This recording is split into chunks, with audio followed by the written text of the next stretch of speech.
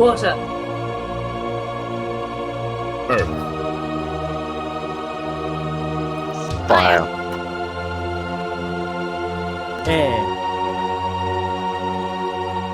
The false Avatar Yun and his destructive campaign of revenge is at an end, brought down by the true Avatar Kyoshi. But the delay in locating and training her, as well as the disastrous actions of Earth Sage Jianzhu, have left the Earth Kingdom weak and vulnerable. Bandit groups known as Dao Fei vie for power and territory, and even the citizens behind the walls of Ba Sing Se are not safe.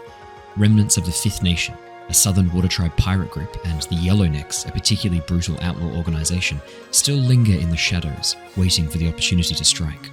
With the Earth Kingdom in disarray and Kyoshi needing competent allies to help restore balance, who will answer the call?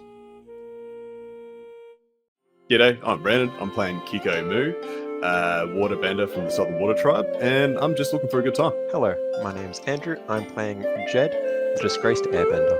Hello, my name is Archie. I play Ted, the Airbender. I'm travelling with my brother Jedd to assist Kyoshi in her fight. Hi, I'm Bree, and I'm playing Lilly from the Earth Kingdom, and she is a small child who gets in trouble. Hi, I'm Dragon. I'm playing the character Tilla, who is a Sandbender from the Earth Nation. And I'm Owen, the Dungeon Master of our Avatar Legends campaign, The Legacy of Kyoshi, which starts right now. Hello there, lovely listener. This is just a warning to let you know that this episode of The Legacy of Kyoshi may contain adult language or adult themes. Viewer discretion is advised. Hello! Greetings and welcome, everybody. It is wonderful to see you all again for our Avatar Legends Legacy of Kyoshi campaign. We are back, we are excited, we are ready to go. I've obviously not had my D&D fix this week. I was away, unfortunately, on Monday and Tuesday and Wednesday, which meant that we didn't have our session for Curse of Strahd on Monday or our Return of the Giant session on Wednesday, so really excited to be doing some Avatar tonight. And we have everyone here. Archie is rejoining us, having recovered from his semi-spicy flu? Recovered is a strong word. Recovered's a strong word. Archie's here. Yeah. See you in 2 days. Brandon is also here. We've got everybody, so it is exciting to be jumping back in. Gang's I like all that you called here. those two out specifically. They weren't here last week, so that's why I'm calling them out. So it seems fair. We are ready. I don't have any other fun news from behind the scenes. I don't think I've got anything else fun to share. Just that been playing a bit more of Tears of the Kingdom while I was away, and it's just such a good game. I keep forgetting how fucking amazing it is until I go back and play it a bit more. It's just the best. Such a good game. Breath of the Wild and Tears of the Kingdom. Give me more. And there's the new Switch model's coming out next year, isn't it? I think so, yeah. Yeah. So, I mean, I've heard that it's going to be backwards compatible, but with better hardware. So I'd be super stoked to play Breath of the Wild with an even better hardware, with an even better system. That'd be awesome. And I wonder what they're going to do for the next Legend of Zelda, because it'll probably be, 3-4 years away if we judge Breath of the Wild and Tears of the Kingdom. Mm-hmm. I wonder if they'll keep that kind of formula going. I really hope they do, because I really like the new format of the games. I think it's brilliant, the open world aspect to it. So hopefully we'll see some more. Andrew, why are you asking me if you have an intelligence modifier? Someone... He just means in general. No, someone said roll an intelligence check. I'm asking if I have an int modifier. Do you think Jedd has a positive intelligence modifier? I was going to say this. It doesn't matter. I rolled a 1. Oh no. Who asked you? Well, so is that going to be some sort of influence on the behavior and actions Jedd takes tonight? Who knows? We'll find out. Oh, it is, isn't it? Oh god. Okay. So I'm looking forward to tonight. It's going to be great. Any other fun announcements from anyone, or should we jump into the session? I'd say jump in before stuff goes Ooh, more crazy. No update. You've already failed in your mission, so I was sick. It's Leave me now. alone. You'd already missed it before that. No. Yeah.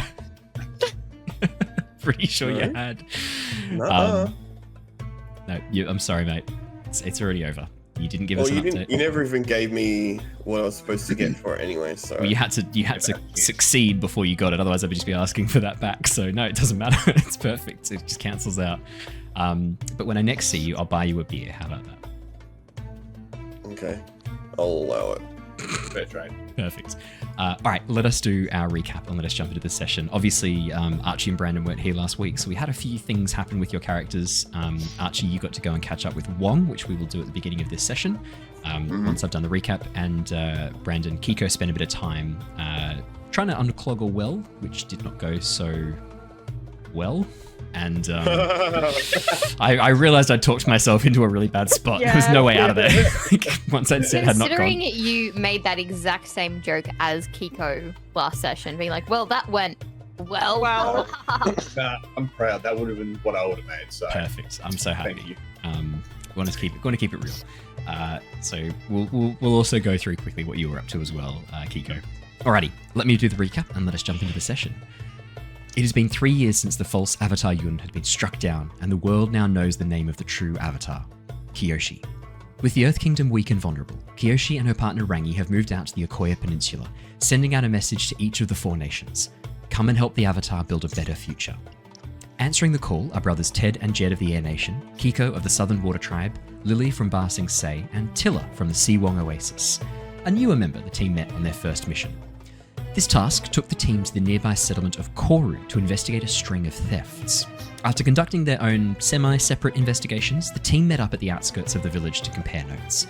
It seemed like the culprit were likely bandits who had recently passed through the desert, responsible for stealing supplies from merchants in the oasis. Tracking the bandits deep into the woods, the team discovered a hidden glade that now housed the campsite of these 6 banditos, 3 of whom were wearing yellow scarves. After Lilly infiltrated the bandits and learnt some interesting information, including the rough location of their base, Ted grew impatient and alerted the bandits to the presence of the team. The resulting fight was short but brutal, Jedd taking some heavy hits and dropping down, but not before he and Ted had unleashed some powerful air blasts. Lilly, meanwhile, saw a chance to commit a war crime, an explosive pouch being placed into one of the bandits' mouths to take her out of combat. With the bandits now unconscious or too traumatized to fight back, the team took their prisoners back to Koru village, meeting up with more lawkeepers from the Siwong Oasis, who had been following Tilla.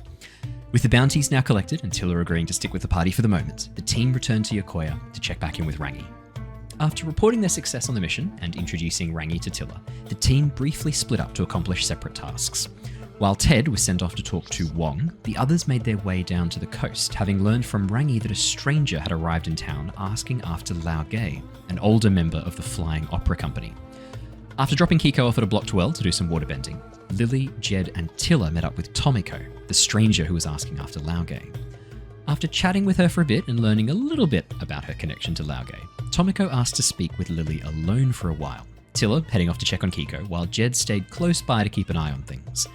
It was revealed that Tomiko and Lao Gay were members of a group devoted to removing people in power who abused those positions for personal gain, and that she had been watching Lilly for some time, seeing her as a potential recruit to this organization. Meanwhile, Tilla and Keeko unclogged the well rather explosively, resulting in the 2 of them needing to head back into town rather quickly and leave behind the scene of the crime. We left off last session as the group reconvened at Wong's tent, hearing the sounds of excited talk coming from inside the colourful canvas. So we're going to jump back in time about 40 minutes. Ted, as you head off from the rest of the team, the last thing that you had done is, as you were told you had to go meet up with Wong, you were a bit salty about it and you started airbending a bit of dust into the nearby kettle of the Earth Nation workers who were refusing to work on the Avatar's mansion. On the repairs, you bent a bit of dust in to be a bit of shit, and then made your way down toward Wong's tent. We're going to jump straight back in with you. As you begin walking down along the main road, the familiar pathway leading towards Wong's tent, the camel ostrich that you have with you, tying them back up on the hitching post where you'd first collected them, you can hear the sounds of this very soft and gentle music coming from inside Wong's tent, a single stringed instrument gently plucking out this very harmonious, soft, beautiful music. And that is what you hear.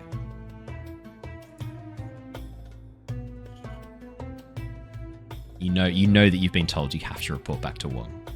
Yeah, I was trying to see if I could not. I guess I have to.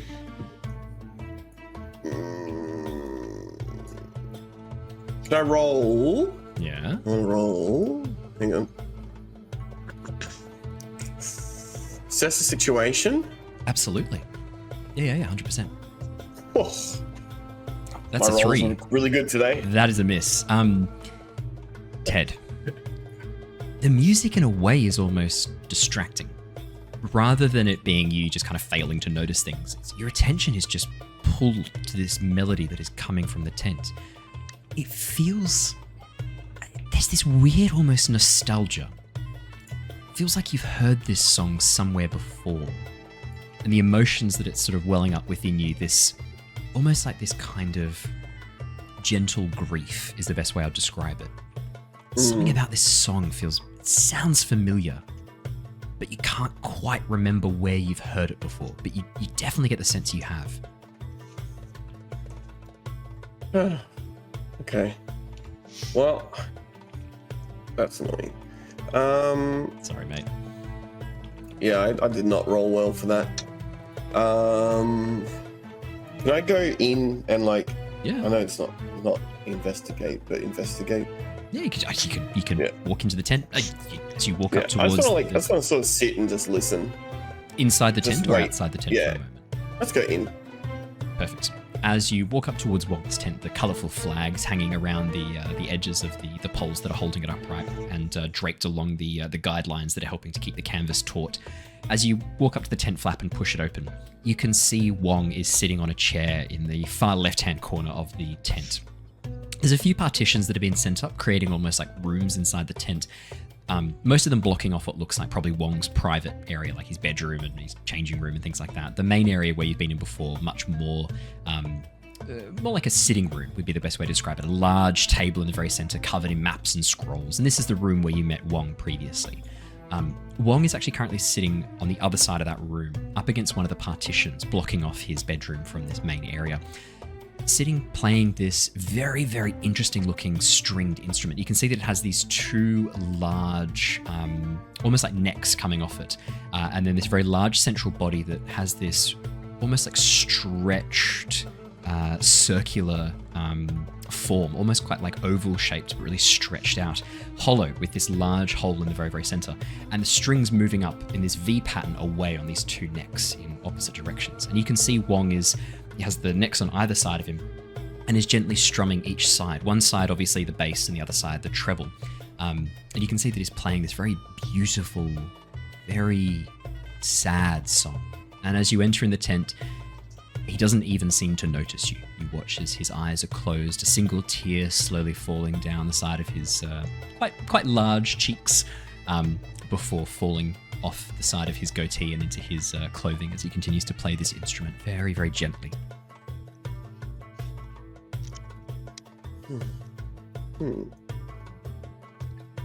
I can't like. I've already done that. Can I ask him what he is playing? Yeah, as you speak up, what do you say? Do you just go, "What are you playing?" I'll say. It sounds familiar. What is it called? As Wong notices you, the music suddenly stops and he opens his eyes very suddenly and goes, Oh, sorry, I was lost in the music. What was it you asked? What? I've heard that before. I can't pick where from. What is it called? Oh, it is a Fire Nation song, a rather sad one. I don't remember the name, unfortunately. I heard it once when I was passing through. I only know a fragment of it, just this. I'm not sure why, but it always makes me cry when I play it. Sorry. He puts down and places the string that's on the ground and goes, So, you're back? How did it all go? Yeah, it was fun.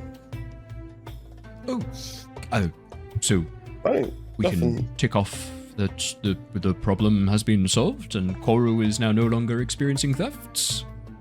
Yeah, I think so. Oh, I think we've dealt with the 1, 2, 3, 4, 5. There was like six or seven of them. Oh, who were they? Was it just villagers stealing each other's things, or just the youth? The youth? Yeah, just some rowdy kids. Oh dear.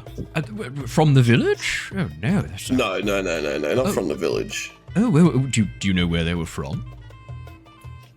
Dad, how do I roll to remember stuff?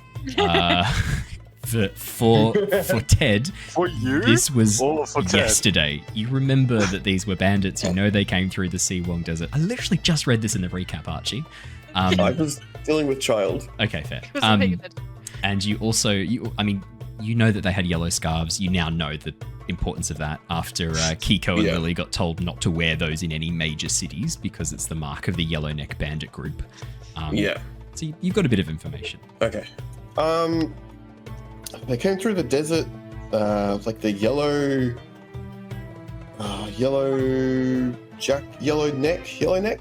Yellownecks? No, they've been dealt with. No, they've all Well, been... they've been dealt with. They've been dealt with now. Yeah. No, but that organization was disbanded years ago. Did There they was tell you there was a that? chance of a resurgence, which we were instrumental in preventing. The Flying Opera Company was able to disrupt the proto Yellowneck organization that tried to reform. But no, that was dealt with years ago. They can't have been. Well, there's definitely a chance, and I'm going to guess that the chance is 100% chance because we just dealt with them.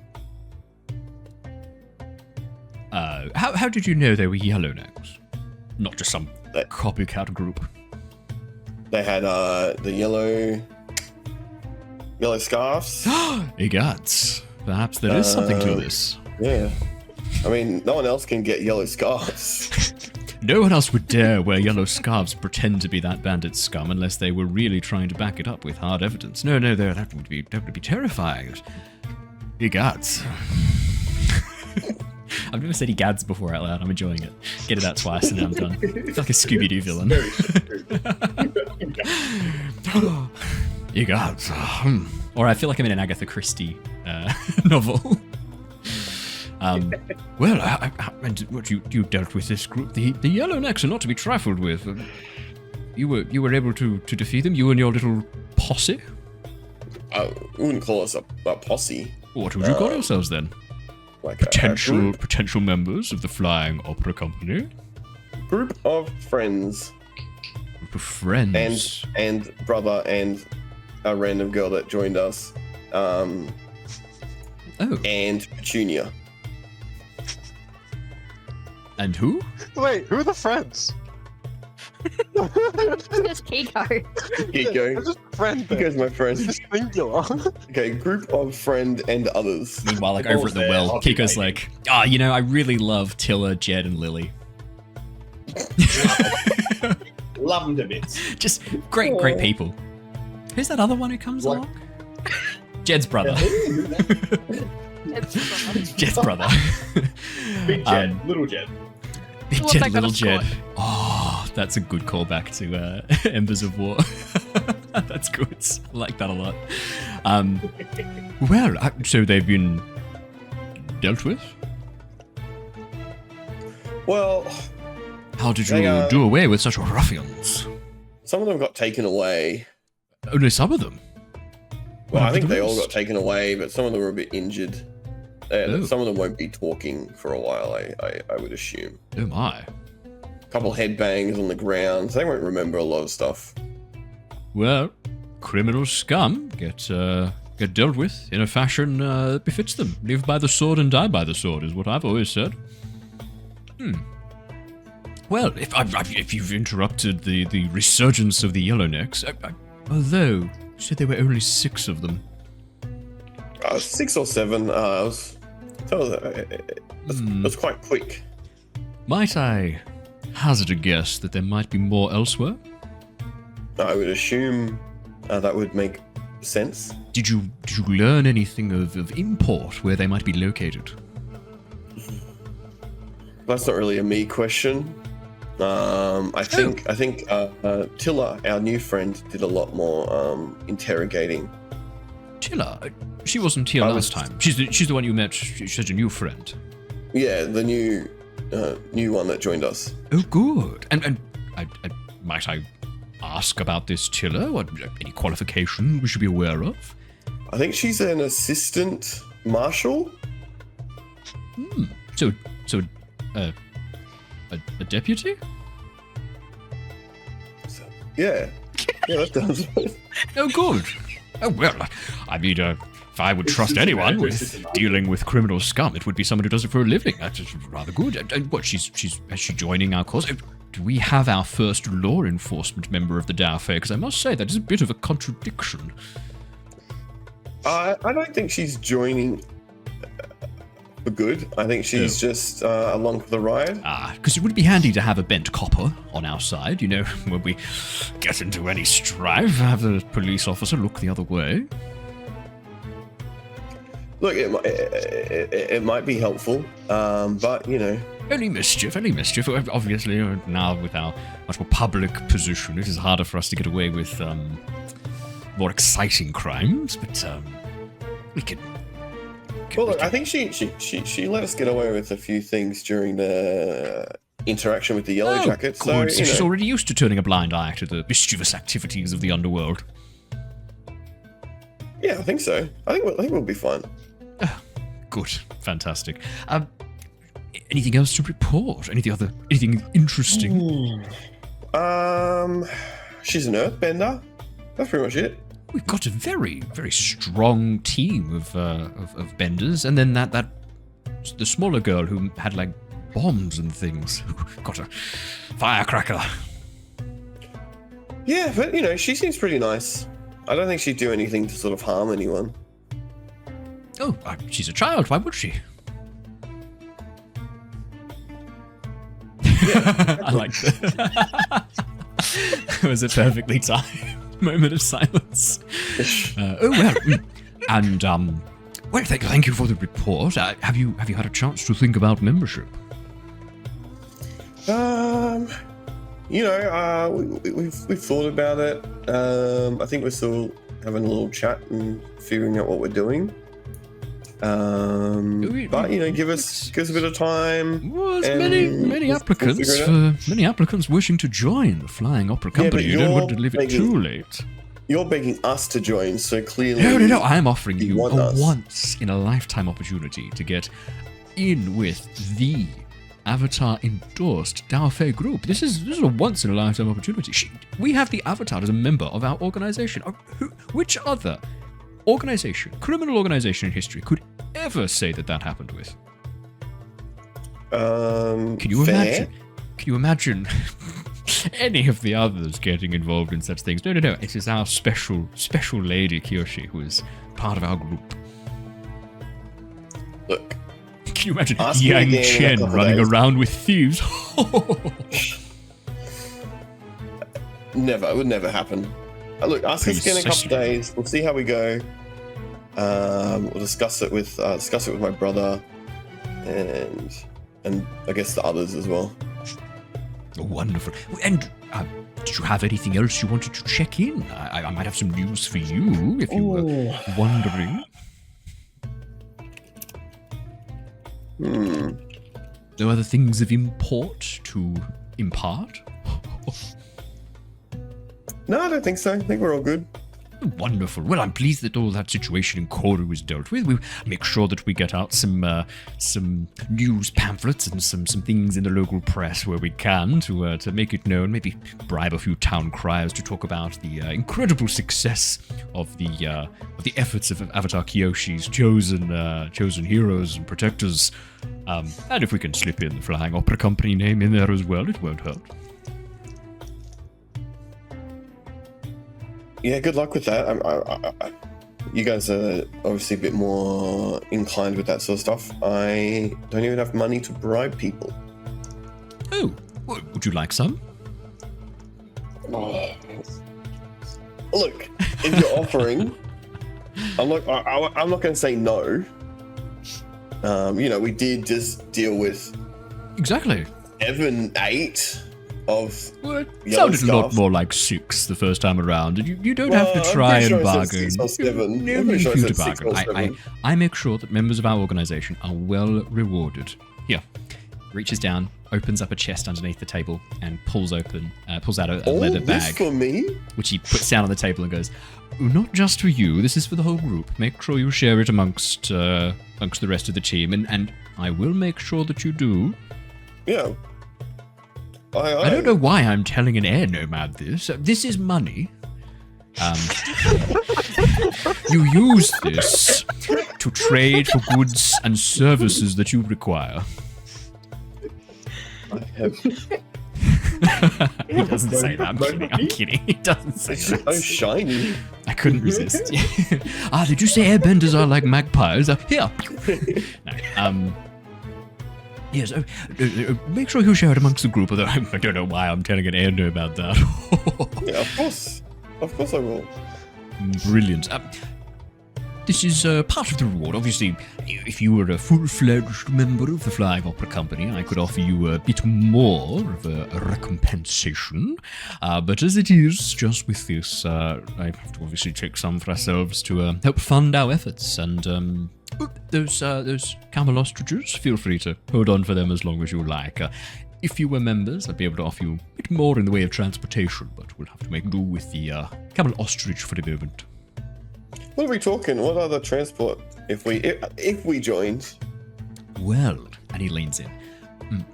Our esteemed Waterbender has been down in the South Pole and has recently managed to acquire a number of polar bear dogs that were smuggled out of the north. Now, obviously, the southern water tribe can't be seen with such creatures, not native to the area and all, and there would be trouble if they were found. So we've taken them off their hands for a small fee, of course. Obviously, quite fast, nimble mounts that can swim. Much better than a camel ostrich. So, if we were to join, Oh, yes. would we get them like now or? They are arriving by boat tomorrow. If you were to, say, join this afternoon, I could have them saddled and ready to go first thing in the morning. As the eldest person in our party, Yes. I think I could convince them that it's a good idea to join. I think we're in. I will try to contain my excitement for about a moment longer until we have the confirmation of the rest of your group, but that is wonderful news. I knew that you would see the benefits of joining such an esteemed group. Now, we have to pick your Daofei face paint. When one goes into battle, one must be dressed appropriately. Appropriate battle garb. You would not go into battle without your... He sort of looks you up and down and realizes you're an airbender and goes, air. Yep. A soldier does not go into battle without a spear. A Daofei does not go into battle inappropriately dressed. We use special face paint to define who we are. White and red. The design, of course, can be inspired by many different features, but we ask that you include the white and the red. That's important for our group. Interesting. I'll work on it. I'll let the others know they need to Fantastic. Well, and we'll get our new pets tomorrow. I mean, our new rides tomorrow. Indeed. It's at this moment, Ted, as Wong starts getting a bit more excited about the prospect of you having just agreed to join the Flying Opera Company. Jedd, Lilly, and Tilla, plus Keeko as well, the four of you have just arrived outside Wong's tent. Keeko, just for your benefits, last session, as Jedd, Lilly, and Tilla headed down to go speak to Tomiko, this stranger who seemed to know a little bit about Laogay, the missing member of the Flying Opera Company. You hang back to try and unclog a well. It was proving a bit difficult. It was actually clogged with a lot of earth and mud, and so when Tilla came back up the pathway, the two of you together tried to bend it. You both rolled very poorly on your assess a situation check, which resulted in both of you bending full power at the same time, which caused this clog to slam through the roof of the well, taking it out completely, opening the well, causing a geyser of water to shoot out and then rain down. It's at that point Keeko decided he didn't really want to be too close to this disaster zone, especially once the massive chunk of rock fell down and almost crushed Tilla. Keeko just pulling her out of the way in time. So the two of you made your way back up the pathway, making your way to Wong's tent, and then Jedd and Lilly were only a little bit behind you. you probably had about 5 minutes on Jedd and Lilly. Is there anything you would have done during that time, Keeko? That time there would have just hastily don't look back, just keep walking, don't run, just keep walking, dusting hands off on pants, making sure there's no mud on there. Make my way to find these guys, yeah. Fantastic. As the four of you arrive at the tent, you can hear from inside, wonderful, oh, that is such exciting news. I feel a song coming on. Oh, as you get to the edge of the tent. Ted, what would be your reaction to Wong's musical exclamation? I don't know. I think I need to hear some more before I decide what. You're welcome. Do you need more than that, or is that enough? Yeah, I mean, more would be I'm great. just worried about my neighbours generally. Thank you. Thank you, Brandon. I could do the up the octave, but I generally feel like I'm going to be voted out of the neighborhood as a result. So let's carry on. And we've only just moved here. I don't want to make that bad impression straight away. As the four of you push open the tent flaps and come in, Wong sort of stops mid-note and goes, "Oh, your ears must have been burning." Guys, you're not going to believe it. We have an exciting proposition for you. Tomorrow, we get some new things to ride, and it's not these, what are they called? Ostrich camels. Ostrich camel. It's not ostrich camels. It's even cooler, and it can swim. Mad! High five straight away. Sick, bro. Good job. Oh, also, he gave me money. I don't know what to do with this, so I give it to Keeko. He gave us money? Yeah, he gave both of us money? That's mad. It is for the whole group. Counting. It's for everyone to enjoy. You will find yourself 20 gold pieces in there for all of you to share and distribute as you wish. That's like 2 gold pieces each. I'm pretty sure that's 2 gold pieces each. You're right. I pull out 2 gold pieces for everyone and then hold the sack. Yep, that's 2 gold pieces. Then I just hold. Of course. Don't jingle it. That's it. It's empty now. Of course, Ted. If you were to go through with our agreement, and he reaches down into the chest and pulls out another leather pouch and puts it on the table. I take it. As you go to do it, he puts his hand over it and goes, there is an extra step required before I can give you the members cut. And you know what that is. Polar bear dogs, more money. What's the members? Cool face paint. What's the members cut, Ted? Cut. Well, he said that we could join his little gang. No. Yes. And I said we would be happy to. I stomp very hard on your foot. Tilla, could I get you to please roll and assess a situation to see if you've heard of the Flying Opera Company before? This is not gonna go great. Roll. No, success with the consequences. Thank God. You have heard of the Flying Opera Company before. A Daofei organization who really, it's kind of spoken about in rumors and in almost hushed whispers. A group that was very successful probably about sort of 10, 15 years ago and has really kind of vanished. They pulled very elaborate, very specific heists against the rich and powerful. They really targeted specific people, very rich, very powerful people, and were like ghosts, in and out. No one really knew who they were. They had this signature face paint, white and red, that was this very striking appearance, very talented benders. But apart from that, no one really knew who the members were. Until 2 years ago, when rumors started to go around that the Flying Opera Company was still around, still working, and that Kyoshi, the Avatar, had joined them. Hushed rumors that criminals would sometimes say. The only reason you know this is because of your background as a law enforcement official, as a deputy, is because you've heard these rumors through snitches and rats that work for you in the Seawong Oasis. You squealers! And so, really, it's this very odd organization. As far as criminals go, non-violent.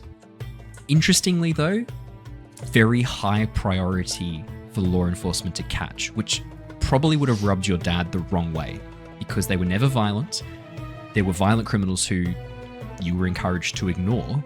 The Siwong sheriffs and marshals were encouraged to ignore over trying to hunt down these people who inconvenience the rich and powerful.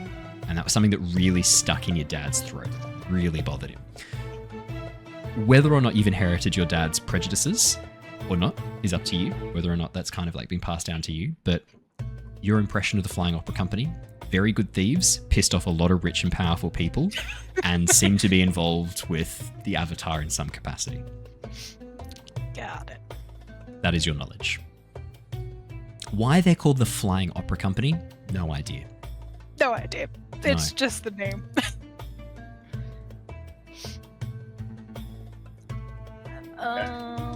So yeah, as you kind of have that moment, as Lilly then stamps on Ted's feet, you watch as Wong goes, "Please, my friends, no need for violence. I just thought that this might be a good opportunity for those of you who were keen to join a wonderful organization devoted to helping the Avatar and supporting her where she needs it most. Because, as we all know, the Avatar is a very public figure. While we can act behind the scenes for her, be where she can't be and do things she can't do." So I've done a bit of acting behind the scenes. Oh, sorry. My name is Wong, the Flitting Sparrowkeet. And what do you do? Well, I'm a rather gifted opera singer, and an even more gifted earthbender, if I say so myself. And you must be Tilla. Ted was telling me about you. I hear you have some law enforcement background. How do you feel about looking the other way in turn for money? Or outright joining, your choice. What's your thoughts on turning a blind eye to the activities of our little organization, or better yet, joining our little organization? I think she's all for it. We've got to know each other pretty well over the past. Best not to speak for other people. Normally, we like other people to have their own voices, Keeko. Unless I don't like what she has to say, and then we will go with your truth. I'm not looking to join any organization other than the one that I'm currently part of. But the money. And maybe don't go around trying to bribe law enforcement, because I don't know which ones you run into. I don't run that way. I give her a gold coin and say it's okay, don't worry about it. You give her a gold coin as you say that. Can I smash it? Tilla. Can I just flick the coin? I was really hoping you'd accept the gold coin, Tilla. As you smack the gold coin out of his hands, he goes, "Oh my, are you telling me that you're not bribable?" No, The pause gives me some confidence, I must say. Well, I have never tried to been bribed. Oh, we must give it a shot. You stay there, and I'm just going to start putting coins on the table. I want you to tell me when you think more positively about the Flying Opera Company. Let's see what price it is. At which point you're willing to compromise your morals for some gold. Wouldn't this be fun? Can I tip the table? There's a lot of stuff on it, like maps, ink pots. It's like a lot of stuff. Yes, you can. Can I tip the table? Yes, we're gonna. You can try and stop this. Tilla, could I get you to please? I'm gonna say rely on your skills and training. I think probably in interrogations you've done this shit before to scare the shit out of. Although you wouldn't be a great bad cop now that I say that out loud. No. So maybe. I'm just slightly annoyed, and I just wanna. Well, even if it's like not a full-on shove, just like a threaten to shove it. Yeah. Let's give it a rely on your skills and training. Like Jedd, could I get you to at this point, it's a threat to shove. If he keeps annoying me, it will be a full-on shove. Okay, fair. Is that a 7 success with consequences, or is that from last time? That's your last roll. That's okay. Could I get you to please roll with rely on your skills and training? It's still a 7. It's a 7. Don't worry. Jedd, if you did want to try and stop this, or at least like mitigate the damage, could I get you to please roll me with push your luck? I'm Ted. I mean, Andrew asked, you did not, so I addressed Andrew and his character. Sorry, Big Jedd. Tank Hunter, I don't think we can have every character with this voice, but I will endeavour to make sure Wong is around. As a major character from the books, don't worry, Wong's not going anywhere. That's a 9. Jedd, that's a 9. Okay.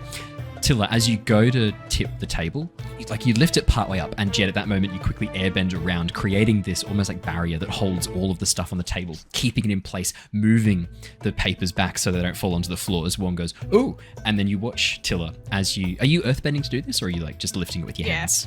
No, Earthbending around the legs. As you do that, you watch as one goes, ooh, and then pushes his foot down, and these 2 spikes of earth slam into the little sections that you're putting up under the table legs, knocking them askew, and then pushing the earth back down flat again as the table rocks and then slams down. He goes, okay, I'm sorry, I was just teasing a little bit. It's very rare to meet someone who actually works for the rich and powerful and is not bribable. You understand how that could be a contradiction, right? If you work for the rich and powerful, you tend to be just surprised, is all. I've not met many law enforcement in my time who are uncorruptible, shall we say. Oh. Lily, do you have a question? This is for you, For not Poppy, by the way. What's his face? Okay. Sorry, in that case then he doesn't say that. I go, sup. In the commotion, I have just rolled for my bad habits, and I would like to pickpocket the sack of gold out of Keeko's pocket. Even better. And I rolled a 9, so he doesn't notice a damn thing. 9 is success with consequences, not full success. So nice try. I will not be gaslit in this way. Archie, is it this? Says on a hit, you pull it off.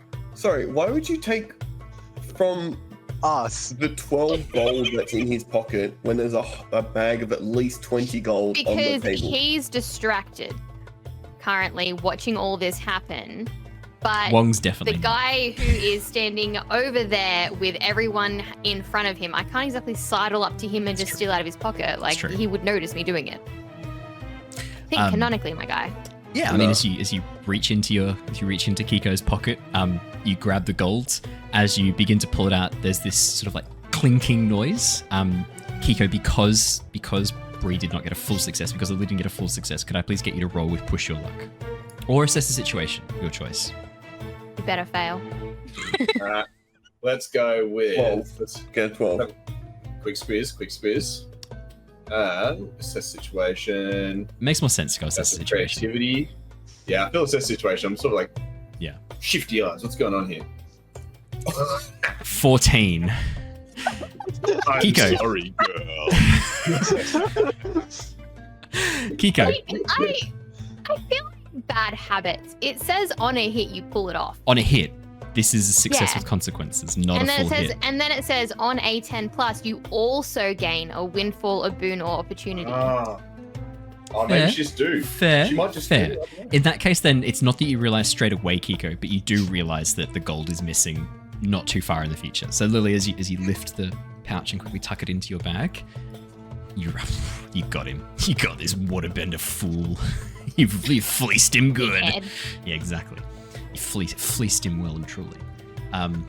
Keeko, as you go to leave the tent, you are going to realize that your pockets are a bit lighter than they were before. Oh, I'll notice. Yeah. Well. So yeah, it's 12 gold pieces that have suddenly gone missing. Well, so might I ask? So obviously Ted is joining our esteemed organization. Jedd. Come on. I just look at Ted like, what have you gotten us into? It'll be fun. You left the temple for a reason. Let's have fun. And they give gold. You guys don't really have gold, so now you can get gold. I don't need gold. Yeah, I don't know what to do with it. That's why I gave it to what's you. the point of having You gold? can give it to me. It's fine. Don't worry about it. So you know how when you were in the temples, I know a little bit about air nomad life. One of our members was an air nomad. You know how in the temples, you just, when you wanted something, you just went and got it, and you just sort of served everyone else. And did what you produced, you have to... That's not how things go here. If you want something, you have to pay for it. Essentially, money is like a stand-in for time. Right? So like the time you would spend doing something, you get money for it instead. Money? Exactly. The man's got it. You picked that up rather quickly. The last time I had to explain this to an air nomad, we just couldn't get it. They thought it was this corruptive force that would break apart society at the seams. Did we get said money from doing our job? Or do we have to speak to Ray about No, that? that's the the 2 golds. The 2 golds that we got. Oh, a bit more than that. 20 gold for all of you to share. Okay. And seeing that Tilla doesn't get any because she took the money from the other people without sharing. Why does Tilla not get any money? Is she not part of your group? She's already been handed to. Yeah, she's already been given money because... Yeah. Did you Keeko cash in handed their her bounties, Tilla? Wait, That it was what? their bounty. As in the bounties on the people I meant, you cash in the bounties on the criminals? Well, obviously. I did my job. I like you, Tilla. Double playing for some extra money. Are you sure you don't want to join? You've already got the playing both sides thing kind of going here. Playing both sides in what? Well, you've just been paid for a job that you did once. You've been paid twice. Rather sneaky. I didn't take any of the money. I haven't taken any of the money that Keeko had. Oh, Yeah, well, he then in that gets case paid then. everyone. In that case then, I didn't take enjoy it. your bounty Oh, money. okay. I've only been paid what I earned. I'll take it. I love how we've gone from. Pouch had 14 in it. I'm learning very quickly that I Yeah, need the money. patch has 14 in it if Tilla didn't take her money. I love the idea of like Jedd No, literally. it has 12. No, because you didn't take yours. Okay, math. Keiko's 2. I thought Jedd had refused I his. did give her 1 point and she flicked it away. Flicked it away. So that'd Yeah, be like and 13, -1. This is 36, 11. I think. No, Ted didn't What? take any. No. Ted I'll do did 3, Ted 4. take any of the I- gold? Yeah, I thought, no, I because took my Keiko said 2. that he handed out 2 to everyone. Yeah, Yeah. I got 2 Except for That's Tilla. why it was 12, because he kept 2 for Yeah. himself. But then, And now Tilla's saying she didn't take 2, so that means 14, but So then he handed Keiko's it away is and she in took there, it away, yeah. so it's 13. But the difference Yeah. is Keiko's was in that pouch, so yeah, it's 13. Because Yeah. Keeko Yeah. had his. Yeah. We're there. There's a coin lying around somewhere. It's just on the floor. Keiko picks it up, puts it in his pocket. Goes putting his pouch, it's not there. What? Yeah. Yeah, it was a point. Wait, no, that's because he figures it out. He picks up the It's like coin. I had Oh, to roll away yeah. to pick it up. Try to put it in. It's like, I'm making it Go. correctly. I do not notice until I'm outside the tent. That's my rule, right? Okay, now. fair, I'm just fair. like, it goes in a pocket, stuff like that. So, well done. Obviously, cashing in the bounties is a very clever way of getting a little bit of extra gold. Funny because I had also, I was also going to cash in on these bounties, but who did you cash them in with? my team. And who are they? Sorry, Tilla. I'm not going to do anything nefarious. I just want to make sure I don't try and cash in the same Owen, bounty with Owen. them. Owen. What's it called? I don't know what it's called. You're just the Sea1 Oasis sheriff, and it's Okay. you just there's not like a name for your group. You're just you're the marshals of the Sea1 Oasis. Is there like a specific name for the bounty? Because we'd never talked about that. It was just Oh, the bounty. Yeah, no. It's just like the each of their names was if you handed them in alive, you got money from any law enforcement agency that also had a copy of the bounty on them. So it wasn't anything crazy. Okay. And the bounty Did being they have to issued be by alive? Yes. yeah, they were yeah, because they were we're dead. thieves, not That murderers. explains why you wanted to take the bomb out. Yeah, because she needed them Yeah, I alive to didn't want cash the anyone dead. bounty. I needed them alive. Okay, I'll stop Um, trying to kill people. So the other thing I'll add as well, Tilla, is If I that get a share. the bounty actually originated from Sea1. It's not super common for you guys to have. Sorry, let me rephrase. You will often have bounties come in from the Earth Kingdom every week or so. Messenger hawks will fly out, or messengers will come through with new bounties for the sheriffs to look out for. But this one is actually one that came from your own group, and you had sent out bounties to other places, other nearby settlements, to keep an eye out for these criminals that they could be cashed in. So Wong sort of nods and goes, "Oh no, I just want to make sure I don't try and cash in this bounty with the same people who already paid it. I need to get on this quickly and cash it in with a group who don't yet know they've been captured." That's really smart. Thank you. Yeah, I like You the know way what? this goes. Fair. You inspired me. I hadn't thought of it until you brought it up. I've never been a don't know if I bounty like hunter before. Wong, the flitting sparrowkeet bounty hunter. I like it. Sounds good. Right, sorry Maybe, about maybe that. too many titles. For some reason, though, I feel like Sparrow Dog, the bounty hunter, would sound better for some reason. Never mind. Dog the bounty hunter. Doesn't I've really seen that roll guy off. around. Doesn't roll off the tongue, does it? Never mind. Wong, the flitting sparrowkeet bounty hunter. That also doesn't roll off the tongue, but oh well. It does if you've got a tongue like mine. Arrrrrr, as he does this like opera note. It does like a vocal exercise. I don't know. Too bucket that bad, Big head and hand moment. I'll just have another sip of my drink and we'll move on. I'll probably cut that because fuck me. No, that has to stay in. That has to stay in. Problem is, it's going to be clipped now. There's no way I can get out of it. This is on the internet forever. Recipe salad. So, if this is my legacy, what did I say earlier? Live by the sword, die by the sword. It seems really appropriate. Yeah. So, which group did you come from? I want to make sure I don't try and cash in this bounty twice. Siwong Oasis deputies. Oh, yes. I'll make sure we avoid them. Here they're quite officious. The marshal there, who's quite dogged, almost caught us once or twice when we passed through. But we managed to just slip away in time. Yes, no good reputation, the Siwong law enforcement, I must say. We try and keep it. And your captain, do you spend much time with him? We managed to escape him once or twice, so I just wondered if he ever mentioned us. Once or twice. Oh, quite nice. Famous. Well, is there anything else? No, it's the main topic. Well, is there anything else that I can help you with? We know that Ted is now joining our esteemed organization, Keeko. You know, Welcome I'm interested to know a little bit aboard. about you guys. Like, I'm down for joining no matter what goes on here. But like, you say operate in the shadows. Like, what sort of shadow work are we talking here? Because I've robbed a few people in the past. I've made some shenanigans, in the southern tribes. Like, You know what you're what are you really guys about? doing? What am I getting into here? I'm down. What am I getting You know into here? You know what you really shouldn't be doing, Keeko? What? Saying all this next to a law enforcement. Shut up, the fact that you do crimes next to a person who arrests people for doing crimes. You're Earth Kingdom. I'm Southern Water Tribe. You have no jurisdiction here, I'm sure. Right?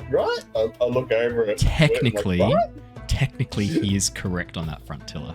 Generally, the nations of each policed their own borders. There is no way the Fire Nation would be letting an Earth Kingdom marshal or... However, Tilla, if you wanted to become a bounty hunter for a quick second. International bounty hunter. International bounty hunter. You could really cash in that. Well, no. So I should say, if you're looking to do violence, to hurt other people, this is not the organization you should be joining. The Flying Opera Company, we operate. Oh, snap. That's why Lilly doesn't want to join. They're too chill. No. So what we're all about is helping. We used to be how should I say this? Rogues and knaves of a rather high caliber. We would steal from people who were unworthy of the wealth they had acquired, people who had come by their wealth in ways that we felt were exploitative or unfair, and we would take that wealth, and we would make sure it went to the right people, which just so happened to be us. We also did occasional reconnaissance, selling secrets. It's amazing what you would hear backstage, and made sure that we got all the gossip at various parties and events that we were invited to. What we do now, things have kind of changed a little now that we support the Avatar. We're her eyes and ears, shall we say, for out and about. We hear things. Our little birds communicate to us things that we need to know, things that might be important for Kyoshi to know. And when our little organization here is low on funding, we liberate items of value from unworthy owners, shall we say. So really, we're liberators, is how I like to call it. I like that. Because it sounds better, doesn't it? Is that like tied in with the name Opera Flying Company? Like, I like this, but is that like a play on words, like the Flying Opera of Stealing? So the Flying Opera Company, now that you are, well, for those who are members, I can share a little bit more, but all non-members, unfortunately, I'm going to have to ask you to step outside of the tent. Petunia. Bye. Petunia. They can give you so much stuff to make more. As Jedd, Lilly, and Tilla I all walk out of the tent, Wong turns towards you, Ted and Keeko. Well, the Flying Opera Company is our cover. You see, we are also a group of famed performers who travel around to each of the 4 nations as honored guests, performers, musicians, entertainers. You would not believe the access you get with such a cover. So, we will need, if there are any group activities we need to do, where we need to go undercover as performers, we will need to make sure we can find you some sort of act that you can do to join in with the rest of the group. I do like to put on different costumes, so I'm down with costumes. Good, costumes is good. How is your singing voice? Do, re, mi, fa, sol, la, ti, do. You went down at the end there, but that's okay. We can. Wow. Of course, the sea air I hear does nasty things to the vocal cords. We will blow the salt from your tubes and get you ready for performing on the stage. Okay. Oh, not that much. That's rather too much. Don't injure yourself, young boy. And Ted, are you a performer of any type? A musician or? Entertainer, I guess you could call it. Oh, good. What kind of entertainment work can you do? I am prostitute. So, Oh, really? Papa Steve. I think that's really good block. No, I'm not going there. I'm an escort for the air nomads. I'm considered rather sexy among the other monks. We're all bold. You don't know what's going to happen. No. So Ted, what kind of entertainment do you provide? Usually like children's entertainment. Oh, okay. Can you be a little more specific? I don't know if you guys. I don't know if you would. If I hear the word puppets, that fuck me. How did you think this was gonna go? Oh, Yeah, like, where else would this go? Just straight up, I'm like, no. the opportunity. I just thought he'd know better by now. No, puppets are Archie, cool. what do you mean? That's true. Puppets are creepy. Yeah, he Maybe sort of they're like puppets now. he watches Wong slowly nods and goes, Not too late to rescind that offer of joining the Flying Opera Company, is it? I've already accepted. Because I don't want to insult your craft, but the act of puppetry is the lowest cool. form of entertainment. It is an abomination that should be stamped out from this earth, and it is for the weak and feeble, for those whose minds are dulled and decayed by years of bad nutrition and poor oxygen. It is entertainment for the lowest of children. There's no hope for those kids, I hear. No hope once you get into puppets. It's downward spiral. It is a gateway to the only art form worse. Mime. It was online. Come on. You can always change. Nah, Wait, it's okay, puppets. okay. It's The only puppets form all of the way. entertainment worse than puppetry. Mime. Start boxing. Does speak well of you that you look down Never upon mind. such a... I'm pleased to hear those words out of your mouth, because for a puppeteer, I mean, it's only a short step downwards to mime, but it looks like it, but it's a far greater step than you think. It is a loss of one's character, one's backbone, and one's honor as a man or a woman. Agreed. Great. Lucky I don't mind. You have redeemed yourself somewhat. But if he brings miming into the puppet show, we'll have words. We will break. What? No, I didn't say anything. You know that rule we spoke about, the non-violence rule. There is exception for mimes. With mimes, I need you to harm them when you come across them. Bodily, emotionally, everything. I want them traumatized by the encounter. Can do. What are they going to do? Say, talk back to me? Exactly.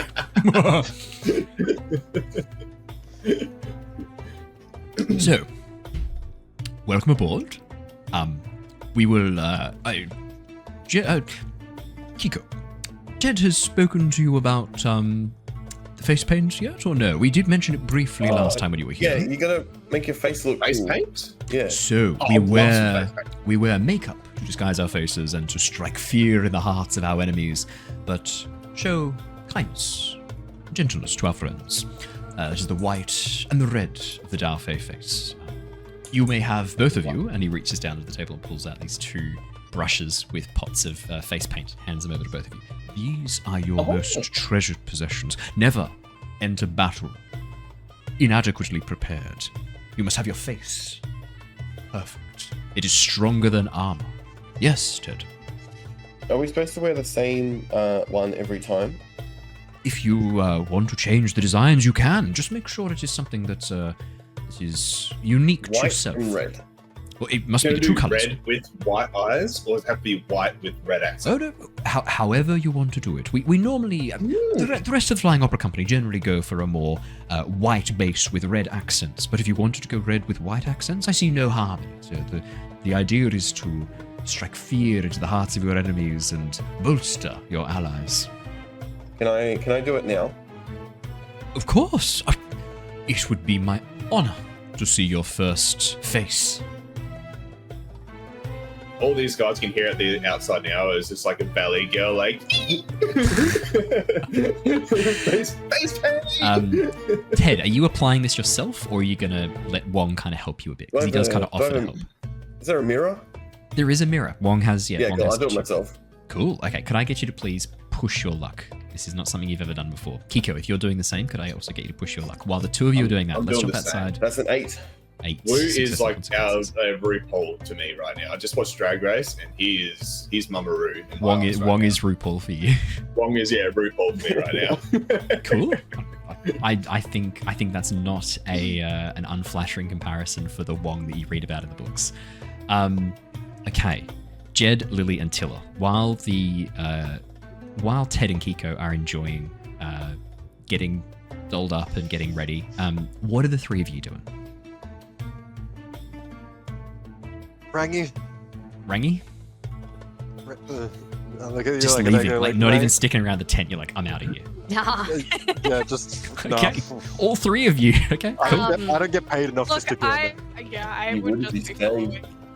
As we walk out of the tent, I'll start heading kind of towards where they said we can restock weapons and stuff like that. Oh, actually, yes, I didn't even go there. Rangy said that the armory would be But ready with- by this afternoon. So yes, absolutely. Yeah, but without really saying anything to the others, I kind of just wander off. So Actually, Fair enough. forgetting that that's something I need to do. I need to go there. Yes. Alrighty, so Lilly Jedd and Tilla, you just watch as Lilly just turns around and walks off without saying a word. Poppy, where are you going? weapons. Keep walking.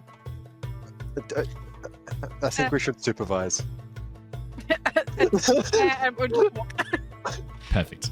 As the three of you begin to make your way through the busy streets, let's jump quickly with Keeko and Ted. So 8 success with consequences for Ted and 8 success with consequences for Keeko.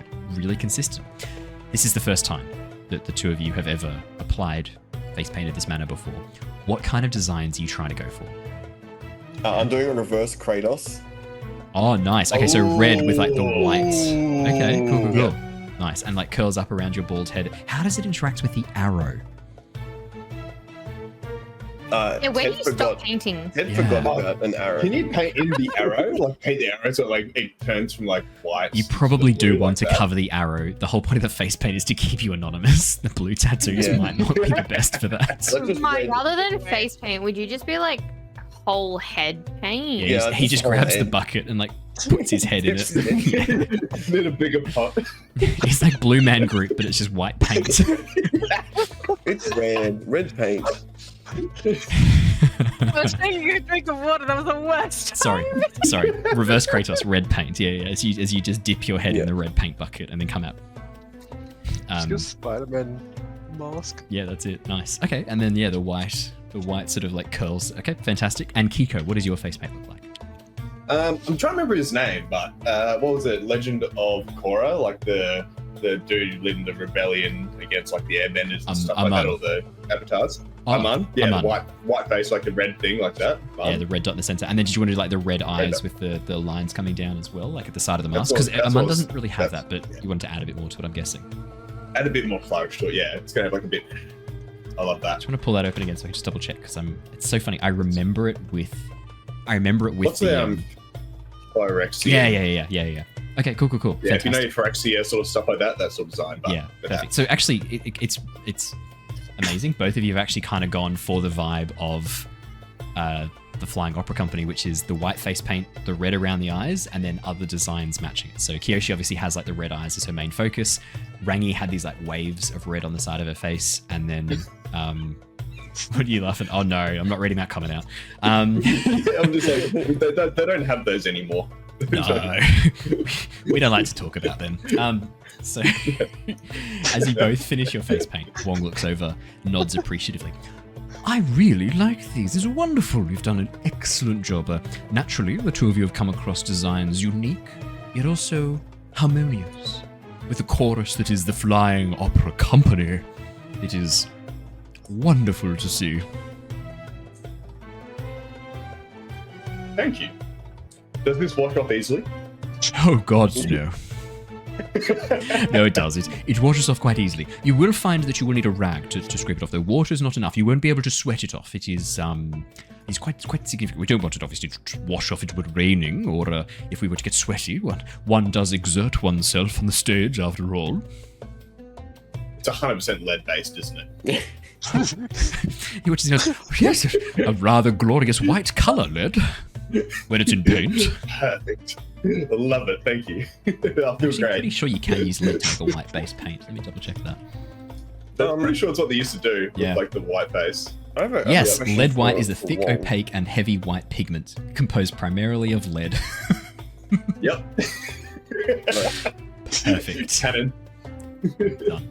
Yes, it is a beautiful, thick, vibrant shade of white, the canvas for which the red really pops. Oh, wear this proudly throughout the day. Thank you very much, Wong. Ooh, I have a... Just, ideally you don't really want to be like walking around outside with the face paint on, with it being identifiable to you. I mean, you probably will want to wash it off before you leave. I have rags, wet rags, and I can get some hot water for you if you need. But you want to save the paint for when you are entering battle. Good call. Just scoop up some water from my waterbendiness and the water just gonna alone see if I can does wash nothing. it off. We just get like a puddle. There's like a puddle of water in my face. Just oh lord. It's really water resistant. Oh no! You will. Fuck. Chat with that medium body paint right now. Fuck you guys. Fuck you so hard. For those wondering why that affects me.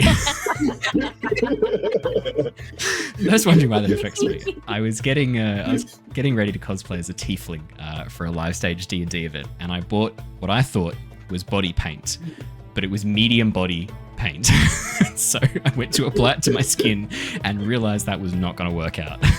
That's an incredible callback there, Dalton. That's fantastic. Oh my god, I had forgotten about that briefly, and now the shame has returned full force, so thank you. I'm very appreciative for that. As he watches as Wong reaches down and pulls out 2 rags and hands them to each of you and grabs a kettle off the stove and begins pouring out some warm water into a bowl. Just be careful to get it in your ears or nose as he looks over at Ted. Hello. I was just thinking, it's all well and good to cover my tattoo. You could try a hood. Well, I'm just mean my clothes are very airbendery. Oh, so our Airbender founder, she had clothes that were reversible. So she had like a darker color on the inside so she could flick them round when she needed.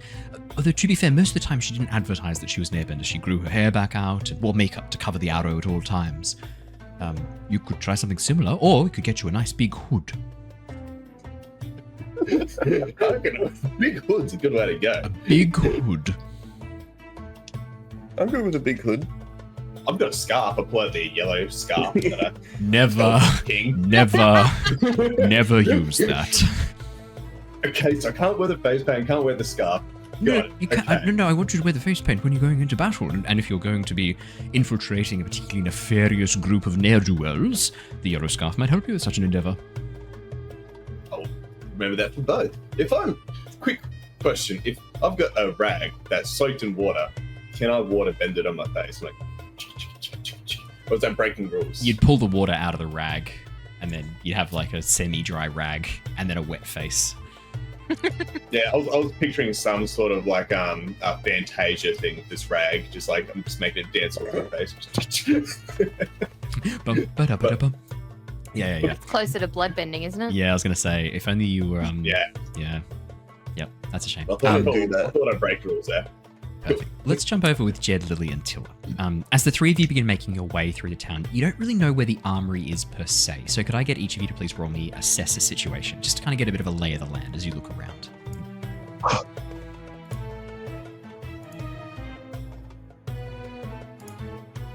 Miss. Oh no. Okay, 11 from Lilly, absolute success, 5 from Tilla. She knows exactly where she's going. What do I need to do? Assess a relative situation, situation. please, check as you look around for the armory. Don't Well, worry about it's it. not my fault. I have a -1 to it, okay? Sounds like fair. your fault. That Not still would have been a very miss, observant though, of you. even if you had a 0 to it. Assess the situation. Oh no. I like the sound of "oh no." It's one of my favourite things to hear when running D&D is someone going, "Oh no." I enjoy that immensely. 6. 6, that is a miss. Lilly, as you look around, I mean, if one of your questions was where is the armory, you spot it immediately. It's not obvious, but what you do spot is a cart laden with very heavy boxes that people are carrying into this large hall-like building that has been set up along the main road, not too far from Wong's tent, in fact, actually up towards Avatar Manor. It looks like maybe what was once part of like a gardener's or a groundskeeper's house outside the walls of the maybe just inside the walls of Avatar Mansion, but this section of walls being collapsed. Maybe the groundskeeper's hut or house has been converted into this large makeshift armory. And you can see there's large shipments of what looks like heavy stuff being carried in through the front doors. You're pretty confident that's what it'd be. Did you have another question you'd like to ask? Father, Andrew? you might need to fix my camera. Oh, has it turned off, has it? Yeah, because my computer shut down. That explains it. That'll do it. You're back. Thank you. Welcome back, son. Thank you. Look, You recognize You call me. him son, and you don't let me call you daddy? there's a difference. There's a big difference. And if you can't see it, we're going to need to have a talk about that, son. All right, Lilly. Yes, daddy. Not as I'm consuming food or drink. My second question was going to be more so like as we enter the armory, or as I enter the armory, and it's going to be oh no, I know what pretty it's much gonna like. What What's do the you most think valuable it's gonna thing be? here? It wasn't gonna be what's the most valuable thing here. It was gonna Where's the be. gunpowder? Okay, that's closer. What exactly am I seeing in here that I would be able to use, reconstruct, etc., into my own little nefarious creations? I like that you're calling them nefarious now. I feel like ownership of it is the first step that you need to take. Hey, I told you my mum was proud of me. I feel... Yep. Fair. After I spent the rest of that episode being like, Mum, I'm so sorry, because she watches these. She sent me a message being like, I'm so proud of you. That's exactly what I would have done as well. So, apparently it was her first thought too. Just so you know, I feel like that less exonerates you and more makes me worry about both you and your mum. I didn't know extreme I'm a lot violence like was her. genetic. Yeah. So, as you begin walking towards this converted house, Jedd and Tilla, you just kind of see Lilly just like stride off on little legs. You don't have to walk very fast to catch up with her as you keep pace. As Lilly just strides through these workers carrying things in through the front door and pushes inside the building. Lilly, you can see there are what looks like shelving is being converted into weapon racks. There's not a lot of weapons. Most of the stuff they're carrying in looks like it is stands and shelves and lots of materials to help repair the roof. You can actually see that it looks like they're building a second story, starting with the stairs heading up to then be able to get up to finish the rest of the building. There also looks like a cellar is currently in the process of being widened underneath. You can see people carrying up what looks like armfuls of earth that they've compressed. You can see at least 2 earthbenders carrying up this compressed balls of earth as they bend it up and then move it outside. And there's the occasional rumble as the ground underneath your feet slowly sort of tremors a little bit from the digging underneath. Inside, though, you can see that there are weapons being stacked. A few guandao, which are basically like a long spear handle with a curved blade, almost like a scimitar blade at the end. I think it's like they've normally got like rings at the end of the blade as well as part of the design. It's a very Chinese oriented or Chinese originating weapon. You can also see typical spears as well, a few swords, and what looks like a few shields being set up as well. In terms of raw materials that you can use, you can indeed see sitting on what looks like is eventually going to be some sort of countertop with a large wooden beam over the top of it. On the other side of the counter, you can see some chest of drawers have been set up, and 2 of the drawers are currently open. Inside, you can see fragments of what looks like scrap metal, as well as what also looks like, I don't want to say bags of black powder, but you can see these wrapped parcels of paper-bound objects which very strongly resemble how one would store black powder. Okay. And there's people like currently actively like taking things in and that. There's a lot of people moving through and standing behind this counter. Currently, you can see that this woman is currently stacking up these sections of what almost look like it could be Earth Nation armor. You can see these plates of very roughly refined iron. Obviously, like more like breastplate and shoulder pads, not much else, because Earthbenders generally don't go in for lots and lots of armor. But you can see that she's currently stacking these up. She's about sort of 6'1", very, very tall, very, very muscular. Hair is completely shaved on one side, a little bit like Sherva's, and the other is actually done up into what almost looks like a kind of Viking braid that goes down her back. You can see that she has a large scar, what almost looks like a burn mark down the side of her cheek that merges down onto her neck. And you can see that she's actually missing one of the hands. Her left hand is actually missing, so she's currently stacking with her right hand. Her left hand, though, has a bracelet of what looks like this crystal around it. And you can see that every so often the bracelet kind of shifts and forms these spindly crystalline fingers that she uses to grab things, and then goes back to being a crystal bracelet again as she moves her arm around. That's so cool. Yeah. Okay, I'm gonna walk up to her and say, "Hi, excuse me. Rangi said that we could come here to like restock and stuff. Is that right?" You watch as the woman stacks one more section of armor on the shelf above, slowly looks down and goes, "Did she now?" Yes. Just messing with you. Apologies. That is good to hear. Rangi sent word ahead. I was to understand that there were a number of you coming. She said 5, a rather eclectic bunch, she called it. Are there more of your group coming, or is it just 3 of you? Yeah, so 2 of them are speaking to that one guy now. I don't know, making deals with the devil, painting their faces. So we're just going to ignore them for the time being, but we're keen on some supplies. She said that you would be coming here looking for arms, potentially armor, and other supplies that you might need. I am a quartermaster. If you are looking for food, if you are looking for rations, you have come to the wrong place. I will not help you with such items, even if I wanted to. But if you're here for weapons... Well, that's good, because the supplies that I want are to make things blow up. So I'm assuming this is the right place for that. Rations don't really blow up well. They make kind of a mess. She watches a smile moves across her face. She goes, my favorite type of items. So, Rangi did mention that one of you was interested in making things go boom. I am guessing that is you, young one.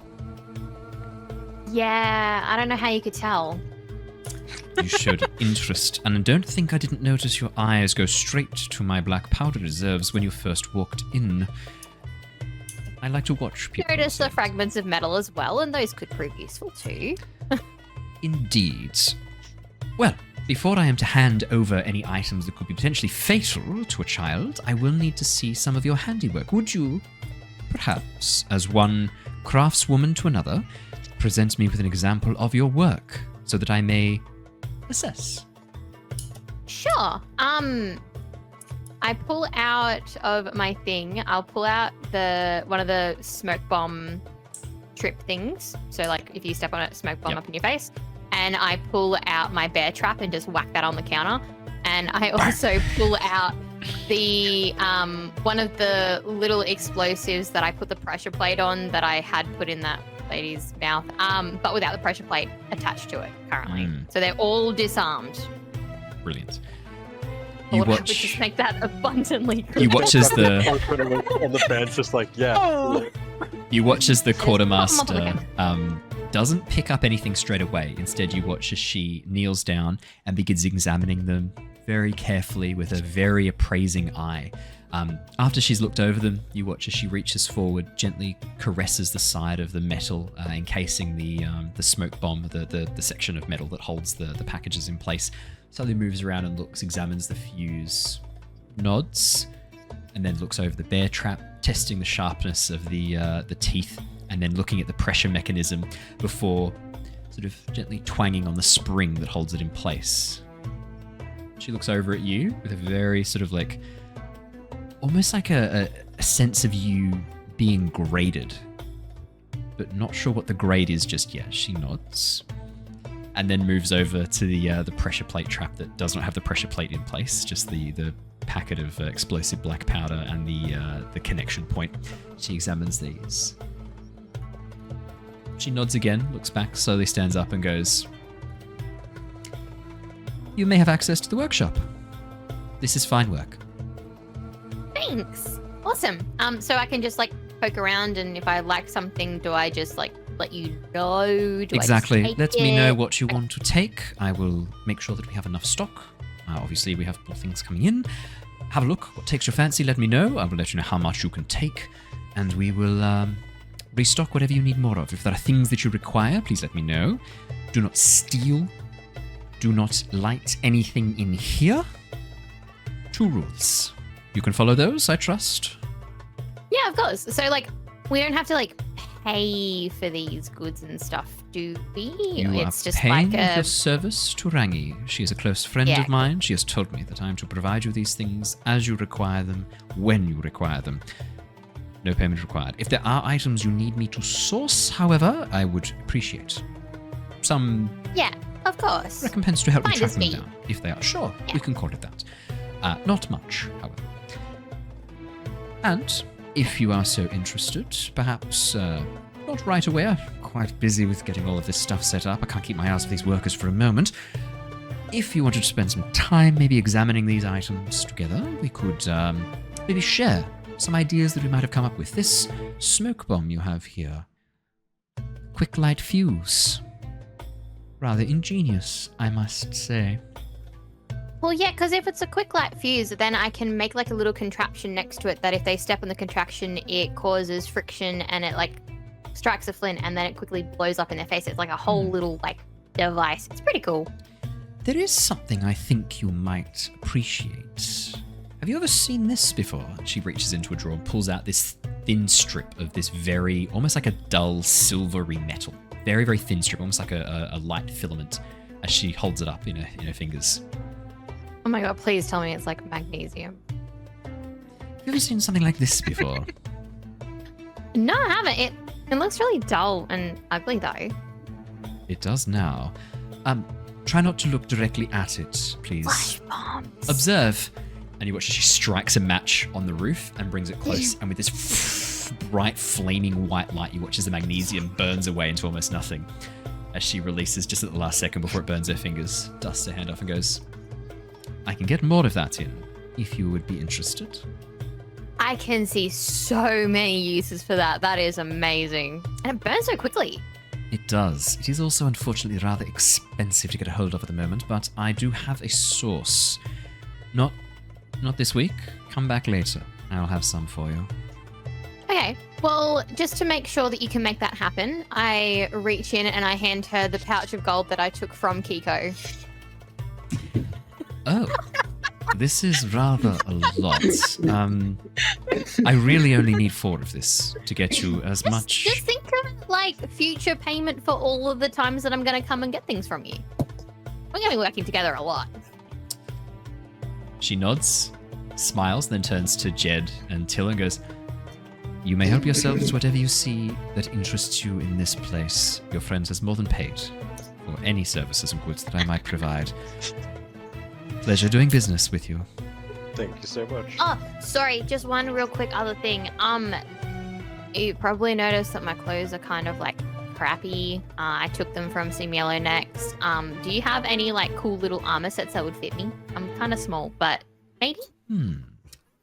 We can adapt something for you, and given the generous donation you've made to my workshop here, I will get right on that. I will be back. Give me half an hour to adjust something to your size. Sorry. Hold still for 1 second, please. She reaches down and pulls out a tape measure, and then measures your arm length, measures your shoulder width, and then measures the height of your torso, and then nods. Helmet, gloves, boots? No, just probably not minimal. Helmet, but gloves would probably be good. Less fingerprints on things. Indeed. And oil from the fingers can cause problems in such devices, so to avoid that. And I have been caught with my hands literally covered in dust before, and it's made it pretty obvious I was the one who set off a smoke bomb. So let's try and avoid that, shall we? Yeah. It's armor. You want to wear it over your clothes, or perhaps underneath? Keep it more discreet. Underneath, I think would be better. Yes. I think I might have something that I can do. Browse the workshop. Check with me before you take anything. But I'll put it this way.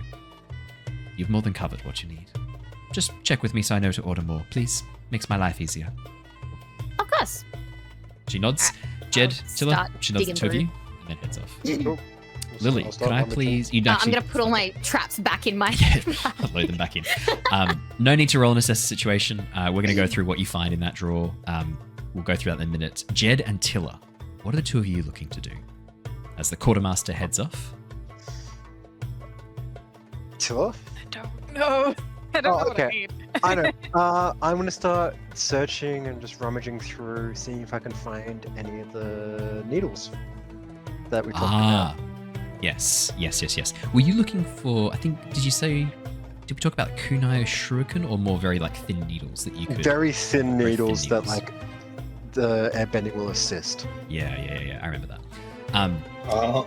Jedd, as you begin sort of looking through, the main area doesn't look like it's going to have what you need, but the workshop that Lilly is currently going through, much more likely to have what you want. In fact, as you go through, you find these very specialized nails in the third drawer down. Very, very long, quite thin, but with a very broad head. Perfect for catching wind, to be propelled forwards. Not the most aerodynamic, but you don't think it'd take much work. They're quite thin. It wouldn't take much work to kind of bend that flat head back a little bit to make more of like a concave, which would be a bit more aerodynamic if you were to do that. Yeah. Cool. I'll definitely. Yep. You can add. I mean, obviously, I'm assuming you will check with the quartermaster, not just walk out with these. I'll check with that. Yeah. You may add a pack of what do you want to call them? flechettes. Is that what they are when they're like shrapnel? I think so. I think that's it. Bullshit's right, actually. There's a French. There's a specific French word for this. I think it is. Yeah, the end of last session was about. Yeah, he wanted to know if he could purchase nails to airbend at people. Yeah, flechettes. That's correct. Yes, that's the correct. Fantastic. Please don't put me on a watch list for knowing all these things. I know it's a bit of a red flag, but I just really like to read. Tilla, as you look around this room, I mean, you mostly rely on your earthbending and your sandbending when you need to do things. But, I mean, you don't have any armor, and you can see that there are really, like, fantastic options here for you to even hide underneath your existing clothes that wouldn't be that hard to fit to you. Both metal and also this padded leather, which you could easily use to help like protect you from damage or to help like soften blows. But more importantly, just to kind of prepare you better for the environments that you're heading into. There's also a really, really nice looking backpack that's very, very sturdy and well made. You could store lots of very, very useful things in that backpack. Yes, please. Cool. You may add. I'm going to call this a rugged rucksack. Rugged rucksack to your inventory. Just call it a rucksack if you like. But essentially, yeah, you've got storage now for anything you might need to store. And if you wanted to pick up any of the armor pieces, there's a pair of braces which actually fit really nicely onto your existing arm guards, which are not really more sort of less guards, more like protection from the sand and the sun. These are bound leather which you can wrap around your existing arm guards as well as put underneath your robes to provide a bit of extra protection. Lilly, as you go through the drawers, this is the workshop you kind of always dreamed of. When you picture paradise, it has little shards of metal, bolts, wire, packets of gunpowder, leather straps, ball bearings, an artificer's dream. And this is exceptionally well stocked. As you go through each of the drawers, the quartermaster is a very particular woman in how she stores things. It is almost an art form, how everything perfectly fits in these drawers. And she has thought of things that she might need that you would never have imagined. There are 16 different widths of twine, one of which almost looks like it's been soaked in some black liquid, and it seems a bit stiffer, sort of flaky as you pull it out. It smells like black powder as well, and you realize that this mad genius has soaked this rope, this twine, in black powder and some other liquid to create essentially blasting twine, like blasting cord, essentially. It's at this moment you wonder maybe if this is your real mum. Because you don't know who she is, but this woman, if you ever imagined what your mum would look like, this woman seems like it. I mean, she's clearly a mad genius when it comes to this kind of stuff. Which you find very funny, given that she's got quite like large fingers. Like, it doesn't look like she'd be very good at any of this smaller, more delicate stuff. And it's then you remember the tiny crystal. Yeah. Exactly. As you go through the drawers, you may fully restock any components that you used for your creations.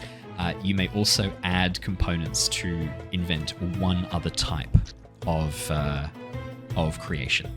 You don't have to think of it now, you can come up with it later, but you find the components to create another invention. Yeah. When she gets the magnesium in, you may then add flashbangs to your inventory as well. So once she gets the magnesium.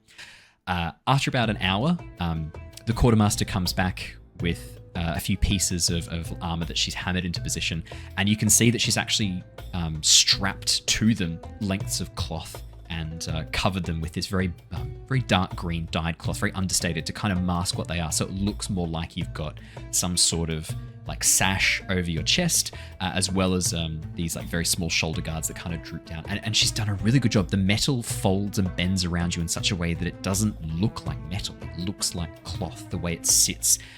Even though it is quite stiff, this is going to be very hard for anyone to notice without knowing that you've got this in place.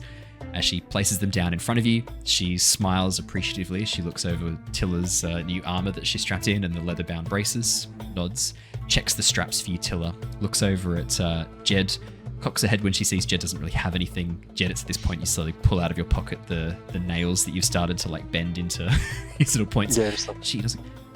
That's going to make it very hard to hammer. What's your plan with these? Self-defense. She Yeah, just give nods. us a demonstration. She just nods. Not in here. Outside, maybe later. Yeah, not in here. And for you, young one, places down the armor for you, and then looks over the drawers, seeing that you haven't made a mess, seeing that you've kind of kept it intact, nods appreciatively. Did you find anything you like? Yeah, this twine is really, really quite genius, to be honest. Thank you. It is hard to bind it, the black powder, to the rope, but I use a resin to do so, quite flammable. You smell, detect pine. It is it's the secret. If you tell anybody, I will have to kill you, probably with it. She winks and Yeah, smiles at you. that makes sense. Okay, so Would you like a length I like of the twine? yeah, that would be really cool. Or is that a length? About a And meter long? I've like Cuts it and hands it to laid you. out all of the stuff that I need to like refill up my components kind of thing across the table very meticulously, carefully, the same way she has done in the drawers. Like, so this is kind of everything that I think I need right now, but absolutely let me know on that magnesium because that is cool. She nods. As she looks over the items, you watch as she reaches down with her right hand and pulls out a section of this black-grey slate, and then as her crystal hand manifests, this long, almost like blade of crystal comes out of the stump of her hand. You watch as she scratches in a few notations, a few characters, and then a few lines after it as she takes note of what you've picked up, makes a note, and then places the slate down and goes, "I'll have my stocks refilled by the time you're back." Awesome. Cool. And then I just sweep it all into my bag. Well, pleasure doing business with all of you. And try to do right by Rangi. I would hate to have to use any of these against you. Well, that's why we need this, isn't it? Exactly. Keep Rangi safe. For me. Okay. We'll try. She nods. And then goes back and begins working in the workshop again. Should we go find Rangi and like tell her about like the little island and stuff? Yeah, that's really important. Cool. Alright. Cool. Perfect. Jedd, Lilly, and Tilla, as you begin making your way up towards Rangi, Ted and Keeko, by this point you've finished scraping off the face paint. It's a weird taste in your mouth, almost a bit metallic, but you're sure that's nothing to worry about, given that it is a lead-based paint. Yeah. I feel a little bit crazy than usual, but apart from that, it's fine. Yeah, it's fine. Yeah. And That this should be right. this person in your ear won't shut up, but Ted can't see them, so what do they know? I'm just always like, what'd you say, Ted? Like, Yeah. didn't say anything. Yeah, as the I two thought of you you were wrap up, did you want to spend any more time with Wong, or did you want to go looking for your other three companions? I'm feeling good. Yeah, I'm going to head off. Perfect. Thank you As, for your as time, Wong. Wong does the predator handshake, the hand on the upper forearm, and then grasps the other hand with it and nods, like looking deep into your eyes. Welcome to the Flying Opera Company. It's so exciting to have new blood. It's been a while. You are the first people to join since Avatar Kyoshi and Rangi.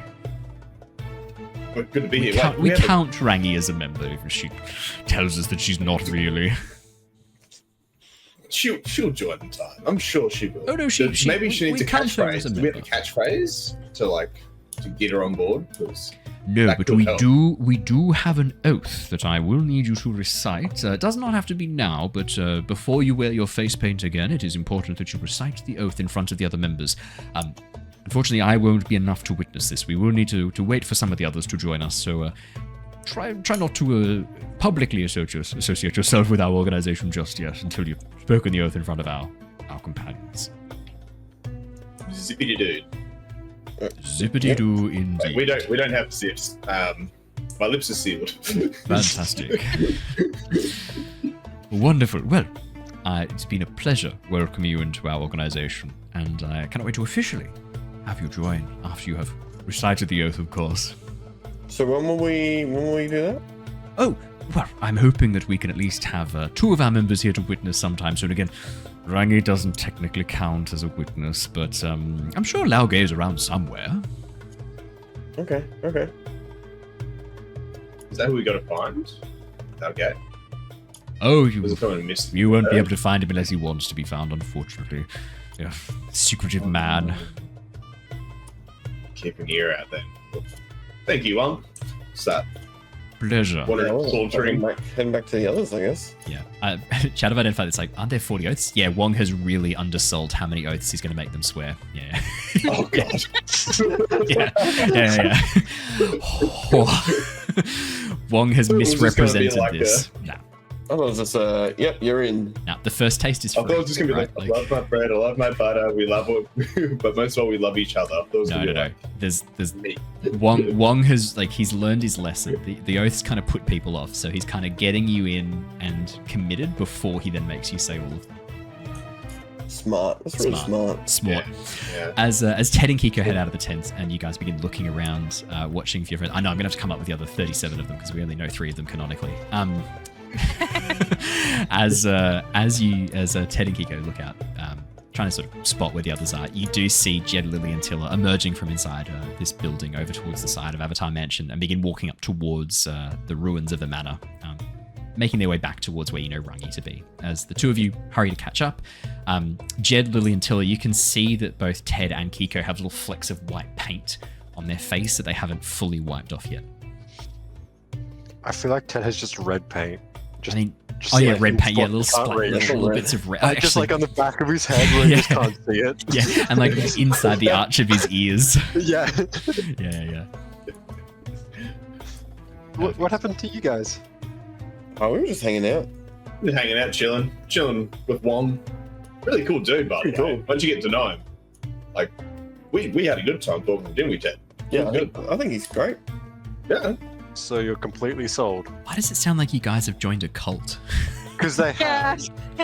I don't think that's what it is, right? He treats me better than you ever did. Yeah, he does. He does. He gives us gifts. He showers us with love. Lots of love. Yeah, so much love. And affection. Yeah. So right, guys? Drinks on tap there. It's lovely. Like, we should get to know them. They're really cool dudes. Kool-Aid? They're nice. They're cool. Yeah. Lots of Kool-Aid. Yeah. Mm-hmm. But what have you guys been up to? You guys doing some shopping? Poppy, what did we get up to? Why'd you ask? You went shopping. I forget. Yeah.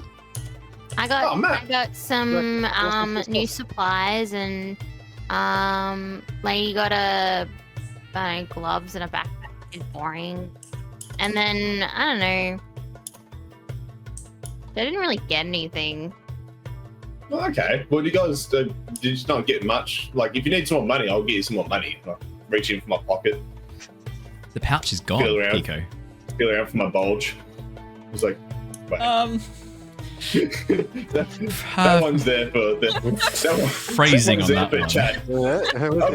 I've been seeing what Chat's been talking about. As Keeko feels around for his bulge, it is strangely empty down below the belt.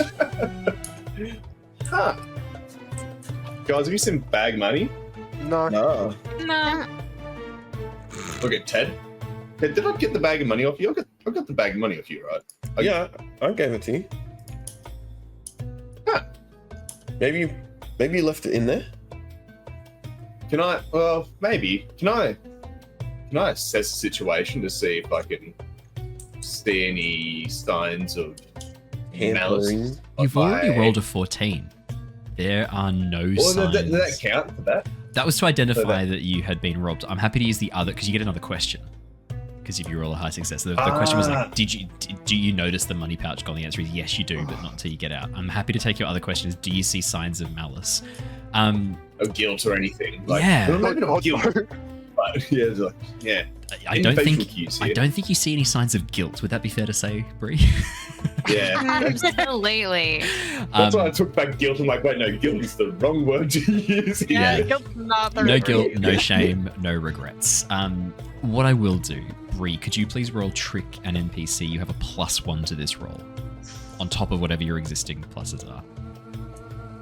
Oh, trick's creativity. That's good. Trick. So I got a 9, but with that +1, it's 10. Takes it to 10. Keeko, There's no signs. I mean, Jedd, Tilla. Actually, Jedd and Tilla, you did both see Keeko get handed the money pouch, and then you saw Lilly hand over a big pouch of money to the to the quartermaster. Would you guys make that connection? I don't think Jedd would, potentially. Even if I did, I wouldn't say anything. I ain't no snitch. And Tilla has snitches. She's not one herself. Yeah, I mean, yeah, but I also feel like I trust the money more in Lily's hands than I do Keeko's. That is a horrifying indictment on you, Keeko. Yeah, because you've already seen what I used the money for. Yeah. Like, I use it for bouncing helping Betty in a woman's mouth. Hey. She got more bouncing Betties. I'm not messing with her. We are giving money into a criminal. What Lilly wants, Lilly gets. I mean, I'm for it, but it's my money. Keeko. Not anymore. It's the group's money. Yeah. Honestly, it's your own damn fault for keeping it all to yourself. Now it's helping all of us for the greater good. The greater good. The greater good. Oh, I love Hot Fuzz. Keeko, they've got no idea. I mean, Jedd clearly, like, Jedd's just sort of like looking at his brother. Looks like they're having some like sort of moment of like assess as Ted sort of looks at Jedd's now pockets, which are breast pocket, which is now like a bit heavier with all the nails that he's stuffed in it. I imagine they're like in a wooden container. Yeah, they're like in a wooden box. Yeah. Just poking you in the thigh. Yeah, they're just loose. He's got a pocket full of nails. Yeah. That's a very different song to Pocket Full of Sunshine. Tilla doesn't seem too fussed. Got a pocket full of nails. Did we get the extra bag of money from Long for joining?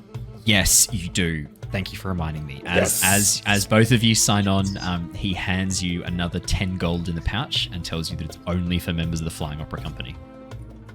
Is that 10 gold each? No, 10 gold between the two of you, so 5 gold each.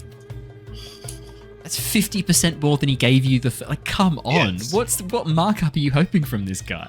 100%. I'm so happy. I'm not showing this gold or anything like that. I guess it's gone. Must have lost it. Wow.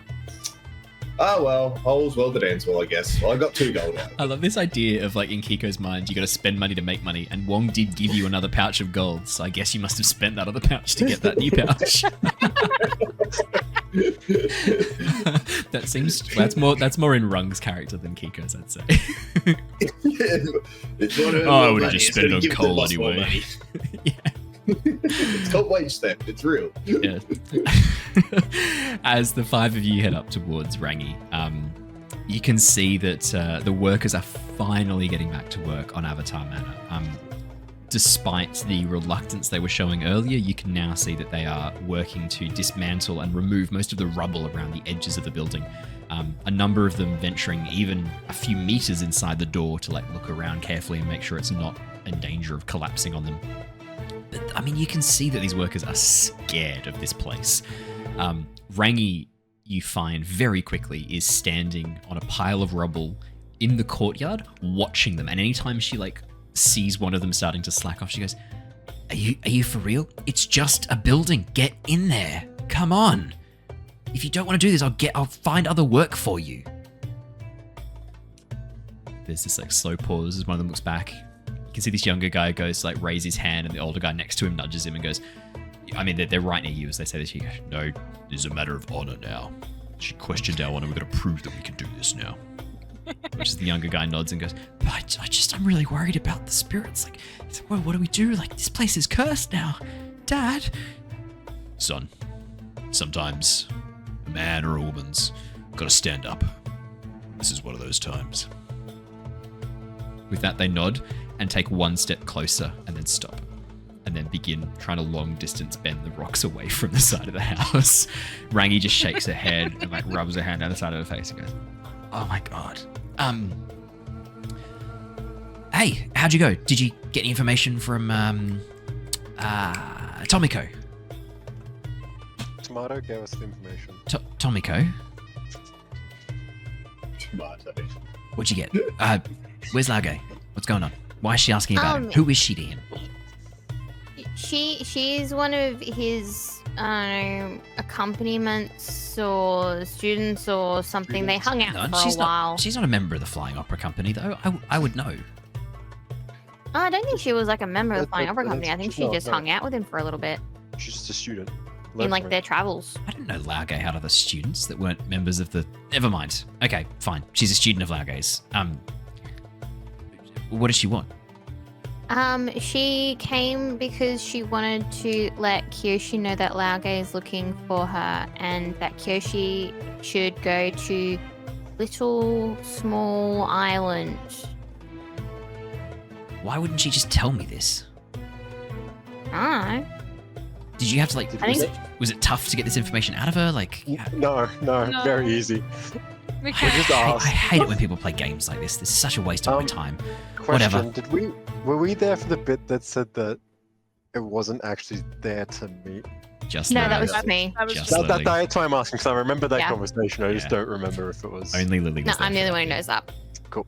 Oh, I hate it when people play these kind of games. This is such a waste of my time. Right, well, thank you for sorting that out. Was that it? She just wanted to pass a message to Kyoshi. What? And she wouldn't go through me. She must know Kyoshi and I talk. We share a bed. She looks really, really confused by this. I don't know. She just said, because we were asking specifically about Laogay, and she said that Kyoshi should find him on Little Island or Small Island. I don't remember the name of it, but something Small Island, and that he will be there in the next couple of days when she comes back. Okay, great. Thank you for getting that information. Is she hanging around? What's going on next? Do we need to keep an eye out for her? Is she joining the team?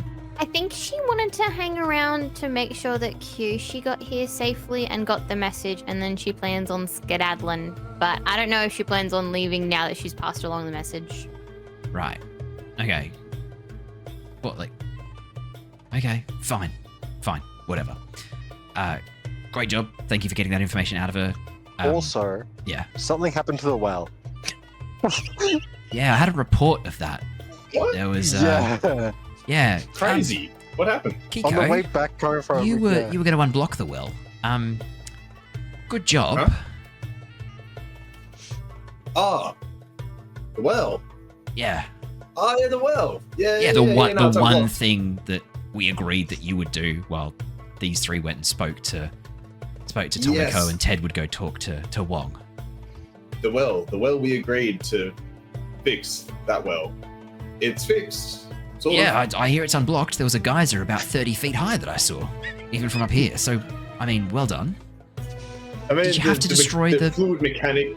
Well, the fluid mechanics. It's a tough thing, especially when I point over at Tilla. When Earth's involved like that, we should have had some big machinery, but we just thought we'd just buckle into it.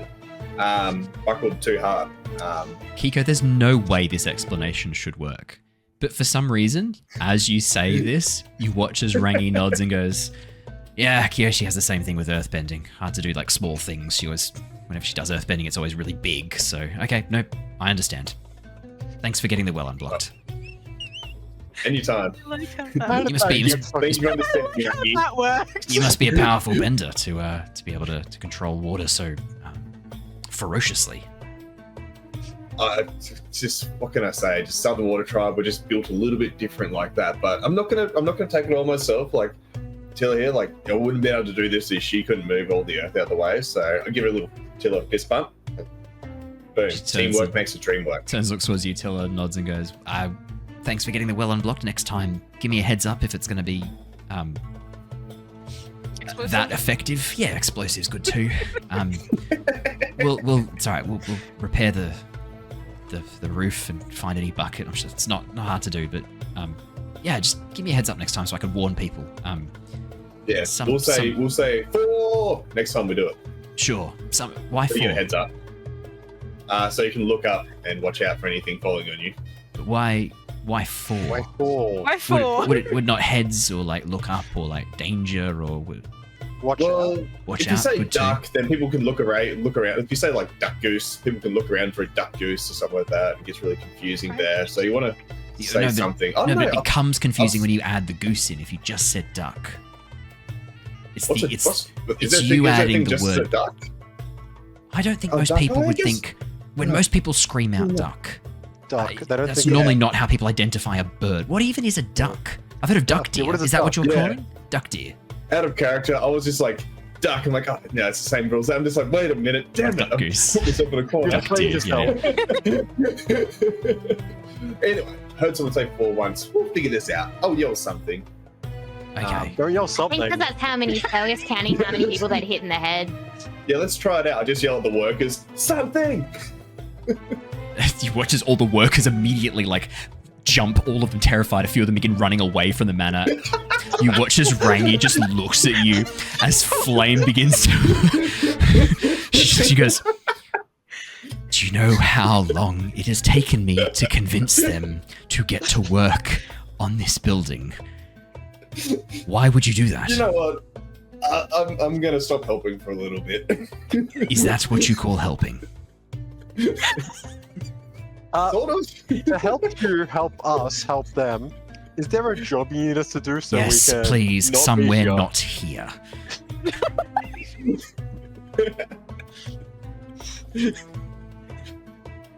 Yes. This will suit you, Keeko, given that you're from the Southern Water Tribe. I need to send someone, a group of people down towards the Southern Water Tribe. There's a shipment that we're waiting on. It's gone missing. Given your history with the Southern Raiders, I think it'd be good. The Fifth Nation, sorry, not the Southern Raiders. That's much later. Given your history with the Fifth Nation, she looks at you and sort of like gives you a bit of a meaningful look. I was wondering if there were any remnants of that group who might still be acting out any piracy. If you could take a look for me, make sure that you return with our boxes. We're looking for 3 crates stamped with like a spiral symbol with a big X through the middle of it.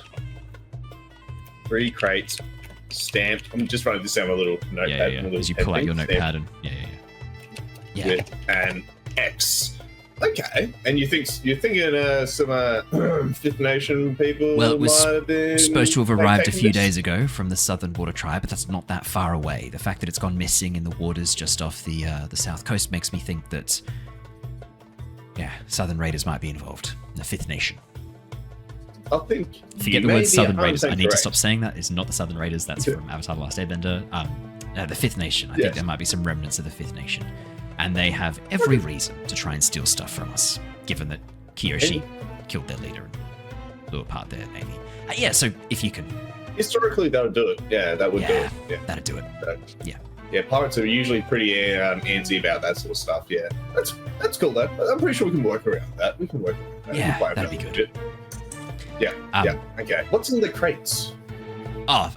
Various things. One of them's full of food. Another one's full of material that we've gathered, hides and furs and things like that from the Southern Water Tribe.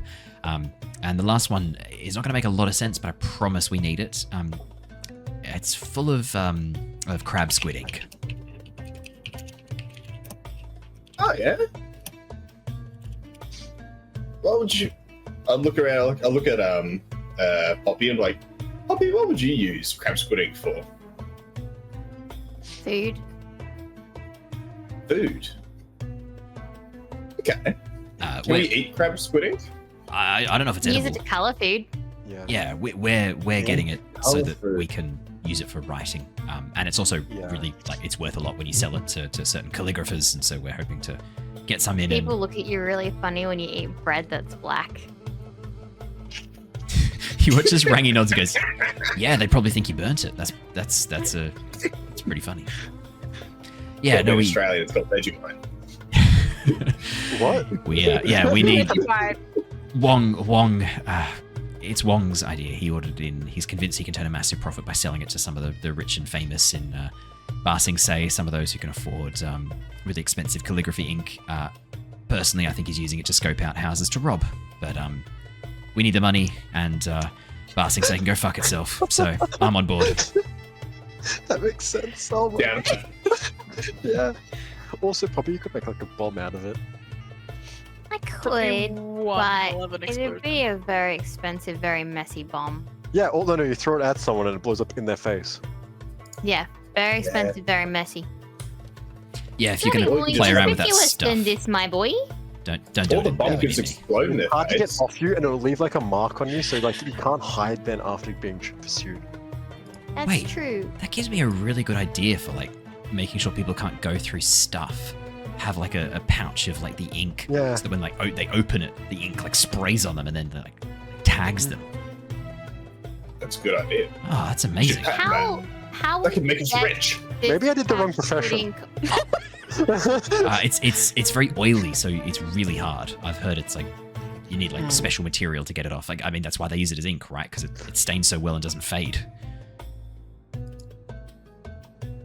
We got a business going up there, guys. Well, we'll If you're find gonna- these crates.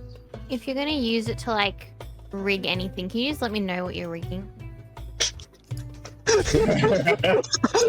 Why? Because I want to see how you rig it. Because that sounds really cool. Yeah, I call bullshit on that. I wasn't born yesterday, Lily. Your hair might be wet from the fucking womb, but mine's not. That's good. Yeah, not falling for that. Nice try though. Yeah, fair. Go. Get on a boat. There should be one in the harbour that you can borrow. I don't think we haven't got one. Or like, I don't know, pay for passage or something. Wong's giving you gold. Yep. Great. Yeah, 2 gold each. That should be plenty. A couple of silver to get on a boat. Yeah, see if you can find someone who's willing to take you. I gotta sort out this mess with these contractors. Oh my god. She looks over at the remnants of the Earth Nation workers. There's like 5 who are still there doing stuff, and you can see one of them goes to earthbend this very delicate column, and then as he hears someone step behind him, he immediately twists, causing the column to shoot across the middle of the courtyard and crash down. Which is Rangi just like closes her eyes and goes, I had one thing promised that I would get done. But I genuinely am scared I'm going to die of frustration before I complete this task. We just likely. need a base of operations. Is that so hard to have? Yes. Very. Are Yeah. you able to like hire people who don't have the same superstitious feelings towards this, or is it kind of just like everyone thinks that it's haunted? I need earthbenders to do this. And guess which nation believes that this place is haunted because the true Earth Nation avatar, the false avatar, was killed by the true Earth Nation avatar here, along with a whole bunch of other sages, Earth sages. Which group do you reckon? But is there any who are like maybe like head in the sand, don't know? We've put out the call. If there are, they haven't answered yet. If you come across anyone who doesn't give a shit, please send them my way. And tell me they've got Okay. brothers and sisters that can help out too. Fair enough. I want a Is there an family of age limit people to who are this? just dead inside. No, I don't give a shit. Get him here. Good. Okay. At one point, I would have asked for you to like get people of a age that's, I don't know, appropriate, like teenage and older. But I'm like, we've hired you, Lily. I don't give a shit anymore. Just you get the distinct impression it's been a frustrating few days for Rangi. Yeah. Oh, we should have brought those earthbenders back with us. They probably Wait, sorry, still which wouldn't have- earthbenders? The ones that are currently in jail. Yeah. Yeah. those The Yellownicks. Yeah, we should have brought them back. Yeah, forced them to I work don't for think we should be hiring people like that. Yeah, no, although- that would. I don't think you need to pay them. Oh, yeah, I was like, I don't think it's great. What do you mean? I like what You Someone watch, out you watch as Rangi pauses what and these goes, Nation guys are saying here. I think they got a point. You just give them food and a place to sleep. I don't Wait. understand. why didn't I think of Concentration this? camp? We could it's a work camp. We could just get some prisoners here and make them do it. Like we do in the Fire Yeah. Nation. It's their sentence. They're respecting the avatar. I need to contact some, who did you hand the bounty in with? See the Wong Oasis deputies. Great, that's not that far. I need to send some messenger Like, hawks. isn't that just like Yeah. that's just a sense of community then, right, guys? You've had Like, Avatar everyone's just Legends. working together to make the Sandbenders, place better. Sandbenders, Tilla, do Sandbenders give a shit about this stuff? I just realised there are Earthbenders who might not give a shit about this. The Sandbenders, the Earth Sages were shitting all over Sandbenders for generations. How do the Sandbenders feel about this stuff? Do they give a shit? You guys aren't that superstitious, are you? Oh no, you're superstitious about weird desert stuff. Are you superstitious about buildings? You don't care about that, right? They believe in like this weird whale thing. What? I'm going to say no because I don't know the lore enough. No, so it's I'm completely gonna up to you. say There is no established law on how superstitious Sandbenders are about haunted buildings, so feel free to make it up yourself. Not really. Great. I'm gonna hire a bunch of Sandbenders then. There must be some had people. Avatar Legends, Embers of War. Now you got Avatar Legends, Prisoners of War.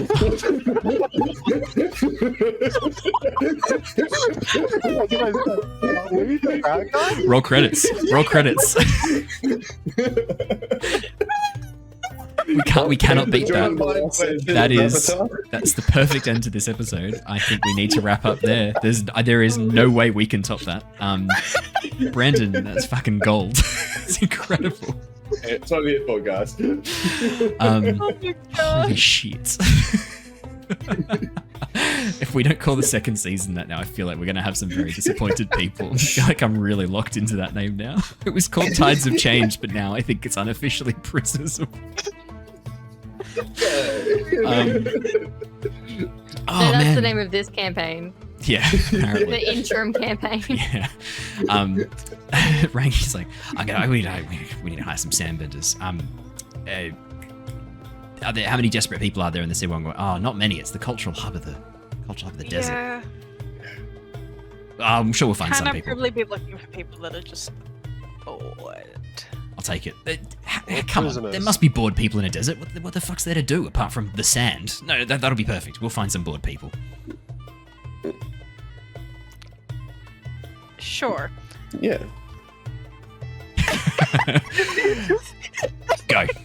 Get what you need. Get out of here. Find out where our stuff's gone. Get it back, hopefully intact. Look, if you happen to lose the crate of food, that's replaceable. Not too worried about that.